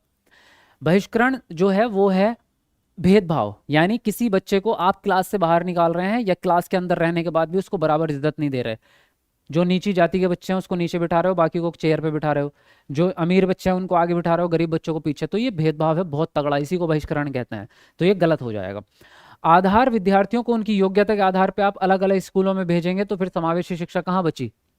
समावेशी शिक्षा का मतलब तो एक ही स्कूल में एक ही क्लास में पढ़ाना है, अलग स्कूल में थोड़ी भेजना है। केवल उन्हीं बच्चों तक सीमित है जो दृष्टिबाधित है, गलत। समावेशी शिक्षा सभी बच्चों के लिए है, ना कि किसी एक प्रकार के बच्चों के लिए। तो अपवर्जन की सभी नीतियों को चुनौती देती है। अपवर्जन क्या है, अपवर्जन का मतलब होता है छांटना, यानी बच्चों को अलग अलग छांटना। दृष्टिबाधित वालों को अलग कर दिया, श्रवणबाधित वालों को अलग। तो अपवर्जन की नीति जो है, यानी भेदभाव की जो नीतियां हैं, उनको खत्म करती है समावेशी शिक्षा। उन अपवर्जन को चुनौती देती है कि अब आप ऐसा नहीं कर सकते, अब आपको सबको एक साथ पढ़ाना पड़ेगा। तो यहां जो आंसर जाएगा डी ऑप्शन जाएगा आपका। ठीक है, समझ में आ रही है बात कि नहीं आ रही है, बोलो जरा। अगला प्रश्न क्या कह रहा है, एक विविध कक्षा कक्ष में जिसमें विभिन्न योग्यता वाले विद्यार्थी हैं, एक शिक्षिका को, पहला ऑप्शन है सबके लिए एक एक जैसा शैक्षिक शिक्षा शास्त्र अपनाना चाहिए। दूसरा ऑप्शन है आपका कि सीखने सिखाने के लिए विविध सामग्री का इस्तेमाल करना चाहिए। तीसरा ऑप्शन है शिक्षक केंद्रित शिक्षण करना चाहिए। और फोर्थ ऑप्शन है परीक्षाओं की और केंद्रित, ये की है, परीक्षाओं की ओर केंद्रित शिक्षण करना चाहिए। बताओ कौन सा ऑप्शन इनमें से सही जाएगा, लिखेंगे अपना अपना आंसर।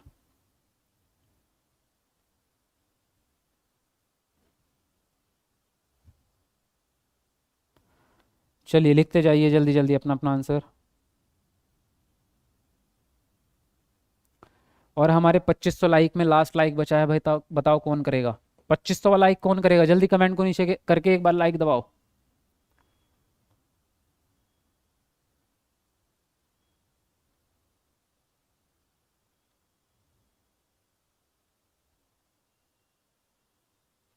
देखो इसने बोला एक विविध कक्षा कक्ष में जिसमें विभिन्न योग्यता वाले बच्चे हैं। जाहिर सी बात है, जब विभिन्न योग्यता वाले बच्चे हो गए तो समावेशी शिक्षा हो गई। तो टीचर क्या करेगा, सबके लिए एक जैसा शिक्षा शास्त्र अपनाएगा, गलत। शिक्षा शास्त्र का मतलब है आपके टीचिंग मेथड, आपका टीएलएम, जो भी आपके कार्यक्रम में चल रहा है। तो सबके लिए एक जैसा नहीं हो सकता क्योंकि बच्चे विभिन्न प्रकार के हैं। सीखने सिखाने के लिए विविध सामग्री का इस्तेमाल करेंगे आप, क्योंकि बच्चे भी विविध प्रकार के हैं, तो इसीलिए आपको सामग्री भी विभिन्न प्रकार की ही लानी पड़ेगी। आपको दृष्टिबाधित बच्चे के लिए ऑडियो कैसेट लाने पड़ेंगे, मोबाइल में रिकॉर्डिंग देनी पड़ेगी, ब्रेल लिपि लानी पड़ेगी। जो श्रवण बाधित बच्चा है जो सुन नहीं सकता, उसके लिए digital board, PPT, chart paper इस्तेमाल करने पड़ेंगे, है ना। तो सबके लिए अलग अलग लाएंगे आप। शिक्षक केंद्रित कुछ भी नहीं होता इस दुनिया में, सब कुछ बाल केंद्रित होता है। परीक्षा केंद्रित भी कुछ नहीं होता, बाल केंद्रित होता है। तो आंसर जो जाएगा आपका सेकंड ऑप्शन जाएगा। अगला प्रश्न क्या कहता है, वह विद्यार्थी जिन्हें ध्यान न्यूनता अति क्रियाशीलता विकार है, उसके लिए अनुकूलन पद्धति कौन कौन सी होंगी। तो पहला ऑप्शन है विद्यार्थी को खड़े होकर काम करने की अनुमति देना।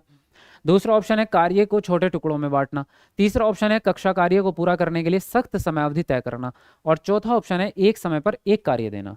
तो बताएंगे इनमें से जो पॉजिटिव लगेंगे उसके हिसाब से अपना आंसर बताएंगे आप। चलिए लिखिए अपना अपना आंसर। 15 दिन में पास हो जाएंगे सर, शशि पास नहीं हो जाएंगे, टॉपर भी बन सकते हो। 125 की गारंटी तो मैं दे रहा हूँ आपको, 15 दिन में 125 प्लस हैं, मैं गारंटी दे रहा हूँ आपको। और ये मिनिमम बताए हैं मैंने, हो सकता है आपके 135 आ जाएं, क्योंकि मैं आपको 145 नंबर का कंटेंट दूंगा बैच के अंदर। 145 क्वेश्चंस मैं फंसा के दूंगा आपको 15 दिन की स्ट्रेटजी में।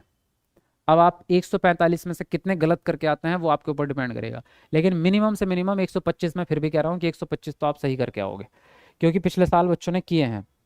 पिछले साल बच्चे 139 नंबर लेके आए हैं, और 135 प्लस वाले तो बहुत ही सारे थे, हजारों थे 135 प्लस वाले तो। टॉपर 139 पे बना था। इसने बोला ध्यान न्यूनता अतिक्रियाशीलता विकार, जो ADHD होता है, यानी इस बच्चे के अंदर अटेंशन तो होती है कम, एक्टिविटी होती है हद से ज़्यादा। यानी ये बच्चा कहीं भी बैठेगा नहीं, 5 सेकंड उठ के भागेगा इधर उधर।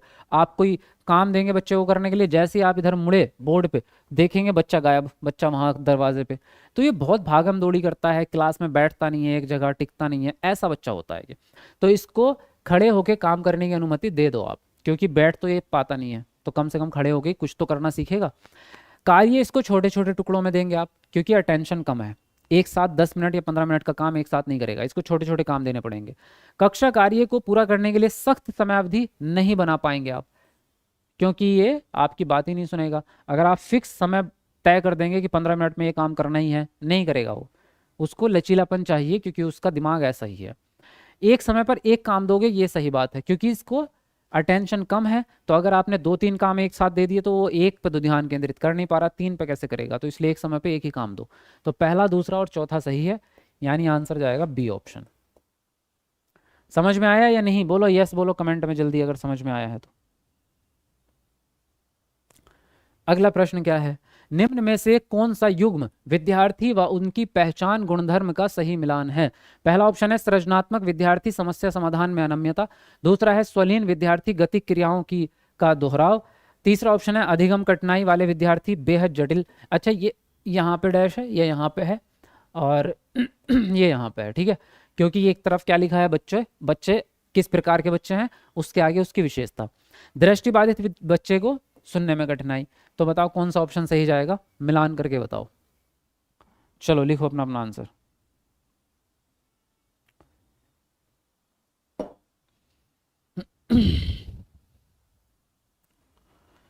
जी लिखो जल्दी जल्दी अपना अपना आंसर। बहुत बढ़िया लिख रहे हो, वेरी नाइस।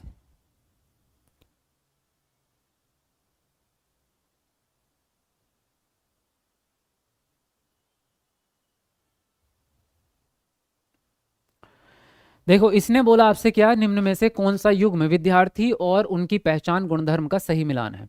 तो सृजनात्मक विद्यार्थी समस्या समाधान में अनम्यता। अनम्यता नहीं होनी चाहिए, नम्यता होनी चाहिए। अनम्य का मतलब हो गया सख्त, और नम्य यानी लचीला। तो हमारे लिए नम्य जो होता है वो पॉजिटिव होता है, अनम्य गलत होता है, तो ये गलत हो जाएगा। स्वलीन विद्यार्थी यानी ऑटिज्म बच्चा जो होता है, स्वलीनता ऑटिज्म को कहते हैं। ऑटिज्म बच्चा एक ही गति कार्य को बार बार दोहराता है, ये बात सही है। ऑटिज्म बच्चे की एक पहचान ये है कि वो एक ही काम को बार बार दोहराता, रिपीट करता है। क्या लर्निंग डिसेबिलिटी वाले बच्चे की स्मृति कमजोर होती है? ऐसा कोई सबूत नहीं है। हो भी सकती है, नहीं भी हो सकती, वो अलग मैटर है। केवल लर्निंग डिसेबिलिटी होने से कि डिसलेक्सिया हो गया या डिसग्राफिया हो गया उसकी वजह से बच्चे का दिमाग कम हो जाएगा, नहीं होगा। वो एक अलग फैक्टर हो सकता है। दृष्टिबाधित बच्चे को क्या सुनने में दिक्कत आती है? नहीं, देखने में दिक्कत आएगी ना, सुनने में क्यों आएगी दृष्टिबाधित को? तो यहाँ जो है आपका सेकंड ऑप्शन है जो सही मिलान हो रहा है। ठीक है जी, आगे बढ़िए। अगला प्रश्न क्या है? एक शिक्षिका विद्यार्थियों में सृजनात्मकता को कैसे बढ़ावा दे सकती है? तो पहला ऑप्शन है अपसारी प्रवृत्ति वाले प्रश्न पूछकर। दूसरा ऑप्शन है विद्यार्थियों के असामान्य उत्तरों के प्रति संवेदनशील व लचीले होकर। तीसरा ऑप्शन है एकमात्र सही उत्तर को प्रोत्साहित करके। और फोर्थ है आपका अनम्य निर्देश का पालन करने के लिए कहकर। बताओ कौन से सही जाएंगे इनमें से, छांट करके लिखेंगे आंसर।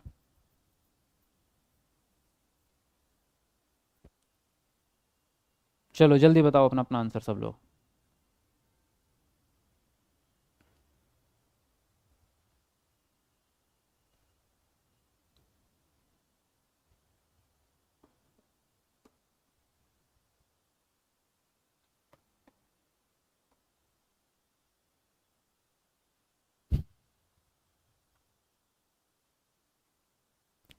हाँ जी, तो क्या बोला इसने, एक शिक्षिका विद्यार्थियों में सृजनात्मकता को कैसे बढ़ाएगी। सृजनात्मकता मतलब क्या है, विभिन्न प्रकार से सोचना। अभी अभी मैंने आपको थोड़ी देर पहले ही समझाया है। यानी आप कुछ नया सोच रहे हैं, जो किताब में लिखा है वो नहीं, आप अपने दिमाग से कुछ नए आइडियाज लाते हैं। जैसे आपसे मैं बोलूँ कि अच्छा बताओ बिजली बचाने के लिए क्या क्या काम कर सकते हैं आप, तो आप दिमाग लगाएंगे यार बिजली बचाने के लिए पहले तो बल्ब ऐसे होने चाहिए ना जो कम बिजली खाएं। और क्या कर सकते हैं, रात में बल्ब बंद कर दो, या घर से बाहर जा रहे हो तो लाइट बंद कर दो, एसी बंद कर दो, ऐसे बिजली बचा सकते हैं। नए आइडियाज आप दिमाग में लेके आएंगे, इसी को क्रिएटिविटी कहते हैं। तो आप अब सारी प्रवृत्ति वाले बच्चे इसी के अंदर आते हैं। विद्यार्थियों के असामान्य उत्तरों के प्रति संवेदनशील व लचीला होकर, ये भी बिल्कुल सही बात है। यानी अगर बच्चे कोई भी उत्तर देते हैं, चाहे वो ऊट पटांग उत्तर दें, क्योंकि बच्चों के दिमाग में कुछ भी आ सकता है, तो आपको क्या करना है, उस पर गुस्सा नहीं करना बल्कि उसको स्वीकार करना है बच्चों के आंसर को, तभी बच्चा नए आइडियाज लाना सीखेगा। एकमात्र सही उत्तर को प्रोत्साहित करेंगे, गलत बात। क्योंकि एकमात्र उत्तर पे अगर आप टिक गए तो फिर नया सोचने के लिए कुछ बचेगा ही नहीं।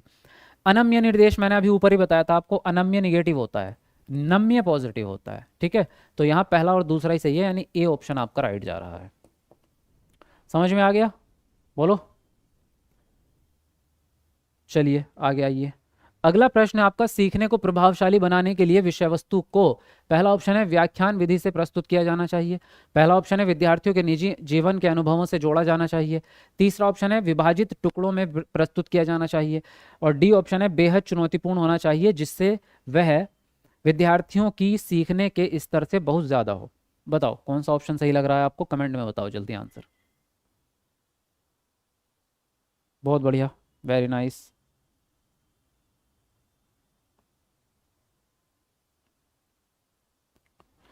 और वीडियो को लाइक करते रहो, जितने लोग भी नए जुड़ रहे हैं अभी अभी जो लाइव आए हैं। जिन लोगों ने लाइक नहीं किया ज़रा कमेंट को नीचे करके एक बार लाइक बटन दबा दो, थोड़ी सी खुशी हमें भी मिल जाएगी आपके लाइक से। देखिए इसने बोला सीखने को प्रभावशाली बनाना है तो आपकी विषय वस्तु कैसी होनी चाहिए, कंटेंट कैसा होना चाहिए। तो पहला ऑप्शन है व्याख्यान विधि से, बिल्कुल गलत। क्योंकि हम छोटे बच्चे को पढ़ा रहे हैं, सीटेट छोटे बच्चों के लिए ही होता है, तो व्याख्यान विधि नहीं चलेगी आपकी। आप लेक्चर मेथड देंगे तो बच्चा निष्क्रिय हो जाएगा, यानी बच्चे का कोई काम ही नहीं रहा, टीचर बोलता जाएगा बच्चा सुन रहा है। हमें ऐसी एक्टिविटी करवानी होती है जिसमें बच्चा एक्टिव हो। विद्यार्थियों के निजी जीवन से जोड़ेंगे, वाह क्या ऑप्शन है, यही तो चाहते थे हम। बच्चों के जीवन से जोड़ना सबसे ही बड़ा पॉजिटिव है, ये मूल सिद्धांत है एनसीएफ के अंदर। एनसीएफ 2005 पढ़ा है आप लोगों ने, उसमें 4 सिद्धांत है। नंबर 1 यही है, जीवन से जुड़ाव का सिद्धांत। नंबर 2 पुस्तकीय ज्ञान से बाहर निकलना। नंबर 3 करके सीखना। और नंबर 4 बच्चों का सर्वांगीण विकास। ये बेसिक है जो एनसीएफ के अंदर लिखे हैं। तो पहला ही रूल यही है कि बच्चों के दैनिक जीवन से जोड़ के पढ़ाओ, तभी उसको ज़्यादा चीज़ें समझ में आती हैं। विभाजित टुकड़ों में प्रस्तुत करना, टुकड़े ठीक है बट सबसे बढ़िया यही तरीका आपका रहेगा, लेकिन टुकड़े विभाजित नहीं होने चाहिए। जो कंटेंट के पार्ट हैं वो आपस में एक दूसरे से जुड़े हों, अलग अलग ना हो। बेहद मुश्किल कर दोगे, बच्चे के लेवल से ऊपर कर दोगे तो बच्चे को समझ नहीं आएगा, तो ये भी गलत है। एक नॉर्मल लेवल रखना है, ना तो बहुत आसान ना ही बहुत कठिन। तो आंसर जो जाएगा आपका सेकंड ऑप्शन जाएगा। ठीक है, मजा आ रहा है पढ़ने में या नहीं आ रहा, बताओ जल्दी से यस लिखो कमेंट में। एक संरचनावादी शिक्षिका, पहला ऑप्शन है को उदाहरण व गैर उदाहरण दोनों देने चाहिए, दूसरा ऑप्शन है शिक्षिका को केवल उदाहरण देने चाहिए, तीसरा ऑप्शन है शिक्षिका को संप्रतियों के पुष्टिकरण के लिए केवल गैर उदाहरण देने चाहिए, और डी ऑप्शन है शिक्षिका को कक्षा में उदाहरण व गैर उदाहरण दोनों नहीं देने चाहिए। बताइए कौन सा ऑप्शन सही जाएगा, लिखेंगे अपना अपना आंसर।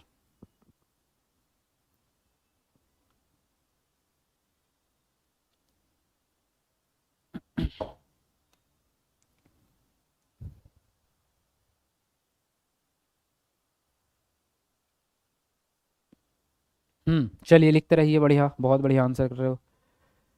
बहुत नॉलेज है सर जी। अरे नॉलेज जो आती है ना विनय जी, वो आती है देखो कर करके। अब हम बहुत सालों से पढ़ा रहे हैं इसलिए नॉलेज हो गई। जब हम फ्रेशर थे तो हमें भी कमी नॉलेज थी, है ना। हम ये थोड़ी कि कॉलेज टाइम पे हम महात्मा बन गए थे, नहीं ना। बहुत सालों तक पढ़ा रहे हैं, चीज़ें बहुत बार याद हो गई हैं, है ना, आपको पढ़ाते पढ़ाते। तो अब ऐसे टिप्स पे रहती हैं। ऑटिज्म के बारे में 7 लक्षण बता दूंगा मैं आपको खड़े खड़े, कि भैया बार बार रिपीट करता है एक काम को, आई कांटेक्ट नहीं करता, सामाजिक विकास कम होता है, भाषा कम होती है, अकेले रहना चाहता है, सख्त दिनचर्या चाहिए होती है, बारीक चीज़ों पे ज़्यादा नोटिस करता है। तो ये चीज़ें याद हो गई हैं, मतलब अब ऐसे बार बार कर करके ना दिमाग में बस गई हैं, तो इसीलिए आपको इतनी जल्दी समझा देते हैं। और यही तो चाहिए, टीचर का काम यही होता है। तो आप लोग भी पढ़ो, आप लोग भी ऐसे ही हो जाओगे धीरे धीरे करके। एक संरचनावादी शिक्षिका को उदाहरण और गैर उदाहरण दोनों देने चाहिए। तो पहला ही ऑप्शन आपका बिल्कुल सही जाएगा। अच्छा, ये बात आपको पता है कि गैर उदाहरण होते क्या हैं? एक होता है एग्जाम्पल, भाई कोई बात समझा रहा था मैं तो उसका मैंने एक एग्जाम्पल दे दिया, लेकिन कई बार ऐसा होता है कि वो एग्जाम्पल भी बच्चे को समझ नहीं आता। फिर क्या होगा? फिर हम उस एग्जाम्पल के अपोजिट एग्जाम्पल देते हैं। जैसे मैं एक एग्जाम्पल दूं, सलमान खान की बॉडी बहुत बढ़िया है, ऐसी बॉडी होनी चाहिए। आप कहेंगे यार सलमान खान की बॉडी तो मैंने देखी ही नहीं। ऋतिक रोशन की बॉडी ना, ऋतिक रोशन की भी बढ़िया है। तो अब ऋतिक रोशन जो मैंने एग्जाम्पल दिया है वो पहले वाले एग्जाम्पल का दूसरा एग्जाम्पल है, यानी वो गैर उदाहरण हो गया आपका। ऐसे होता है ठीक है। तो बच्चे को अगर एक एग्जाम्पल से बात समझना है तो उसके अपोजिट वाला भी अलग एग्जाम्पल दे सकते हो। तो पहला ही ऑप्शन आपका ठीक हो जाता है यहाँ पर। समझ गए?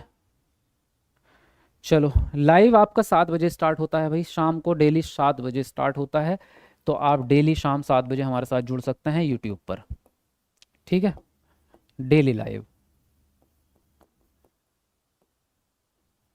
अब देखो, इसने बोला है खाली स्थान विद्यार्थियों को खुद पर विश्वास रखने और मेहनत करने के लिए अभिप्रेरित करते हैं। पहला ऑप्शन है शर्मिंदगी और निराशा, दूसरा ऑप्शन है भय और उत्कंठा, तीसरा ऑप्शन है मान्यता की क्षमता अटल और अनियंत्रणीय है, और डी ऑप्शन है यह मान्यता की क्षमता वार्षिक और नियंत्रणीय है। बताएंगे आप कौन सा ऑप्शन सही जाएगा? लिखेंगे अपना अपना आंसर।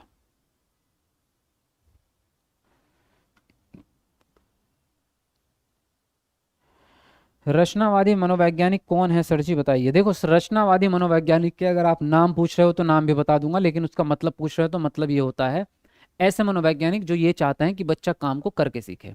जब बात करके सीखने की आती है ना, ज्ञान का निर्माण बच्चा खुद करे, तो इसको हम कहते हैं रचनावाद। ठीक है। और अगर आप मनोवैज्ञानिक के बारे में पूछ रहे हो तो सीटेट में जितने मनोवैज्ञानिक हैं, एक हो गया आपका जीन पियाजे, दूसरे हो गए आपके वाइगोत्स्की, तीसरे हो गए आपके गार्डनर, और आपके कोहलबर्ग, है ना।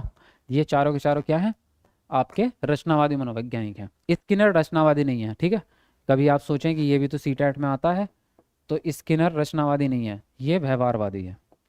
चलिए इस सवाल पे आता है। इसने बोला कौन सी चीज ऐसी है जो विद्यार्थियों को खुद पर विश्वास रखने और मेहनत करने के लिए मोटिवेट करेगी। यानी कि आंतरिक अभिप्रेरणा की बात कर रहे हैं, अगर आप इसमें देखें ध्यान से। ऐसी चीज जो बच्चे को खुद से मेहनत करने के लिए मोटिवेट करे, यानी बच्चे के अंदर से आए कि मुझे मेहनत करनी है, तो यानी आंतरिक अभिप्रेरणा बढ़ाना चाह रहे हैं। और आंतरिक अभिप्रेरणा के लिए मैंने आपको 4 शब्द बताए थे, तो उनमें से एक देख लो, क्षमता बढ़ाना। यानी जब बच्चा ये मानेगा कि क्षमता वार्षिक है, यानी योग्यता बढ़ सकती है, तो वो मेहनत करेगा। और अगर बच्चे ने ये मान लिया कि योग्यता कभी नहीं बढ़ती, मेरे अंदर कम दिमाग है और जिंदगी भर कम ही रहेगा, कभी नहीं बढ़ेगा, तो फिर बच्चा मेहनत क्यों करेगा? कभी नहीं करेगा। लेकिन अगर बच्चे के अंदर ये कॉन्सेप्ट आ गया कि जो चीज़ मुझे नहीं आती वो मैं सीख करके आ जाएगी, तो फिर बच्चा मेहनत करेगा। जैसे आप लोग हैं, आपको लगता है कि मुझे गणित नहीं आता, लेकिन आपको एक बात पता है कि मैं अगर 2-3 महीने प्रैक्टिस करूँ तो गणित में माहिर हो सकता है, तो आप मेहनत कर लोगे। लेकिन जो बच्चा ये मान के बैठ गया कि मुझे गणित जिंदगी में कभी नहीं आ सकता, तो वो मेहनत ही नहीं करेगा। तो यहाँ जो आंसर जाएगा, यहाँ जाएगा डी ऑप्शन। ठीक है। इसलिए क्षमता को अटल नहीं मानना, आपको इस स्थिर नहीं मानना। क्षमता को, क्षमता बढ़ सकती है और किसी भी उम्र में बढ़ सकती है। तो डी ऑप्शन यहाँ पर आपका सही जाएगा। ठीक है, अगले प्रश्न पे आते हैं। अगला प्रश्न क्या कहता है? शिक्षक छात्रों को शिक्षण अधिगम प्रक्रिया शुरू कराते समय पूर्व ज्ञान का आह्वान करने के लिए कुछ गतिविधियां कराती है। इन क्रियाकलाप के संदर्भ में कौन सा कथन सही नहीं है? तो पहला ऑप्शन है यह छात्रों में जानकारी का जुड़ाव और संबंध बनाने में सहायक है। दूसरा ऑप्शन है यह समय और संसाधन की बर्बादी है। तीसरा ऑप्शन है यह शिक्षण अधिगम प्रक्रिया को प्रभावी बनाने में सहायक नहीं है। और डी ऑप्शन है यह अधिगम के लिए तैयार करने की एक सकारात्मक और मनोवैज्ञानिक पहल है। बताओ कौन सा ऑप्शन इनमें से जो पॉजिटिव लगेंगे उसके हिसाब से अपना आंसर दे देना। चलो बताओ जल्दी से आंसर। और हमारे 3000 लाइक में लास्ट लाइक बचा है, तो जल्दी कर दो। कौन करेगा बताओ? 3000 वाला लाइक कौन करेगा? कौन है वो लक्की पर्सन? जल्दी कमेंट को नीचे करके एक बार लाइक बटन दबाएंगे।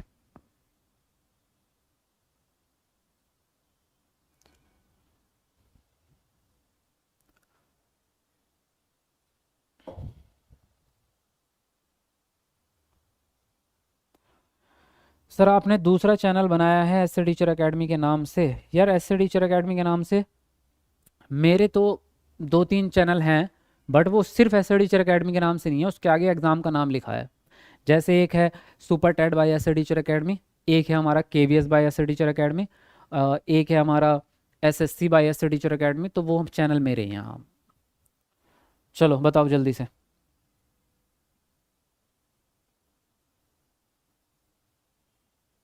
जल्दी जल्दी अपना अपना आंसर बताओ।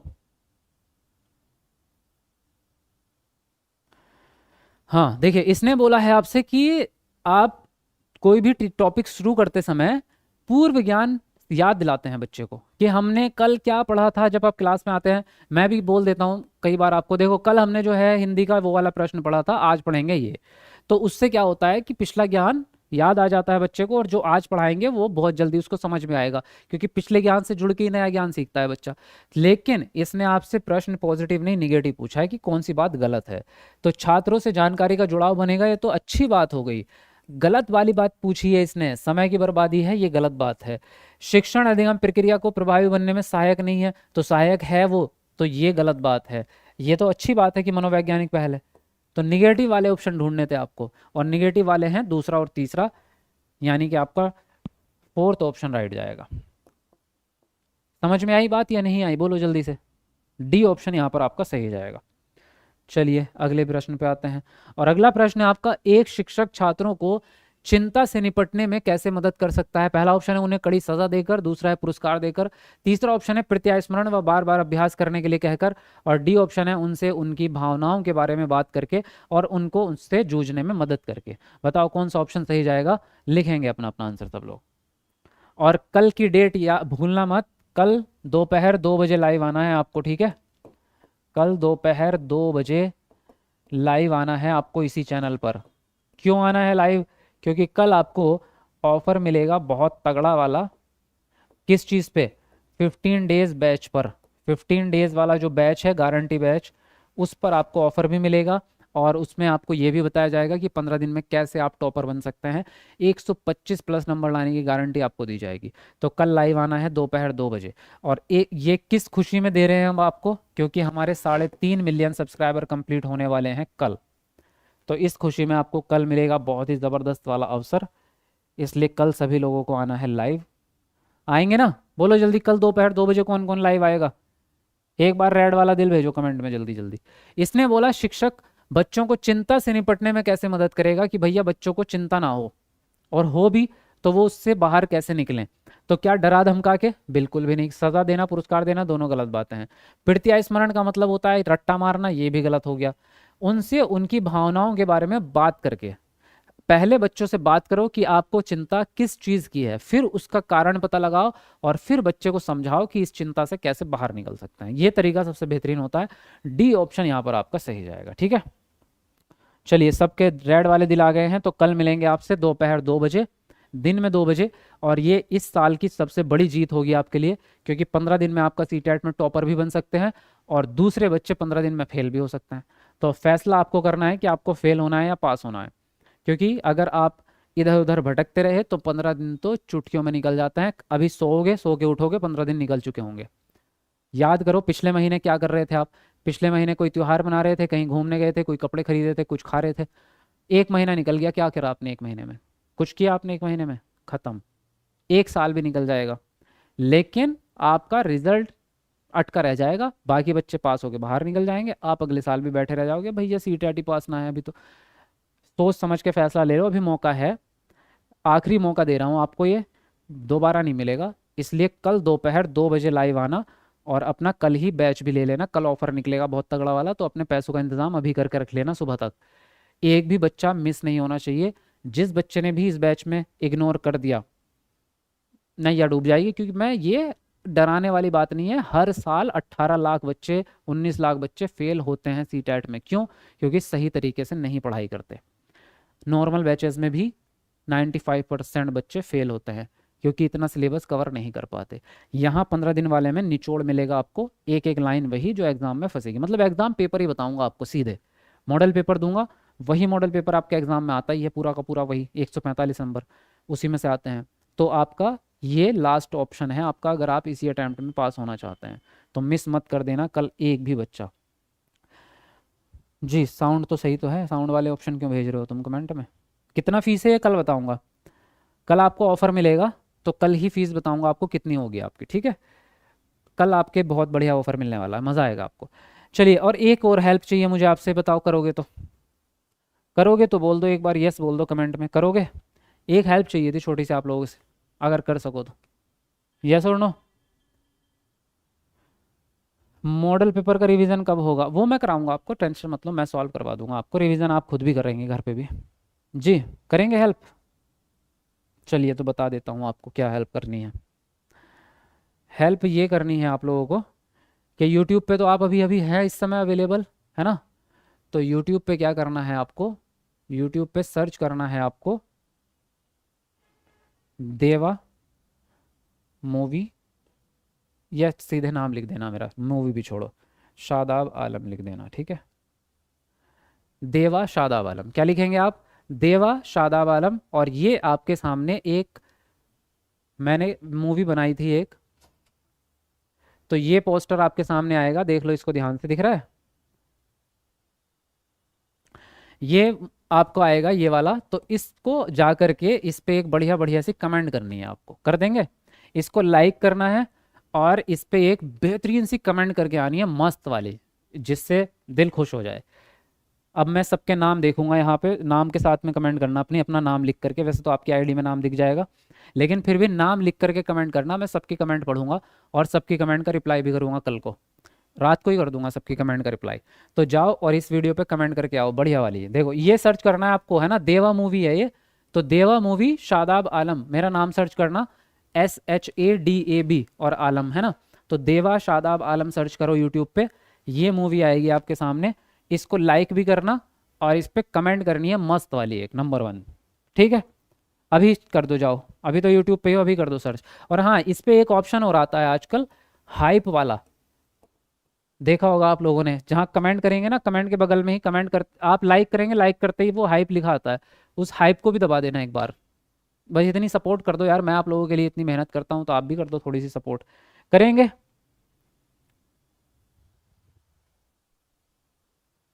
जी सर, ठीक है, चलो जाओ करके आओ फटाफट से, ठीक है। अब ये क्लास यहीं पर समाप्त होती है। अब मैं जा रहा हूँ आप लोगों के कमेंट पढ़ने, और आप लोग जाओ इस पे कमेंट करने, जल्दी जाओ इस पे कमेंट करने जाओ, फिर मैं आपके रिप्लाई करूंगा। कमेंट जिसकी सबसे बढ़िया कमेंट होगी उसको पिन करूंगा सबसे ऊपर। तो देखते हैं कौन कितनी बढ़िया कमेंट करके आता है, जल्दी करके आओ। और इसको देख भी लेना, बहुत मस्त मूवी बनाई है, एकदम नंबर 1 आप लोगों के लिए, तो इसको देखना भी फुल, ठीक है। चलिए ठीक है, बाय बाय, टेक केयर।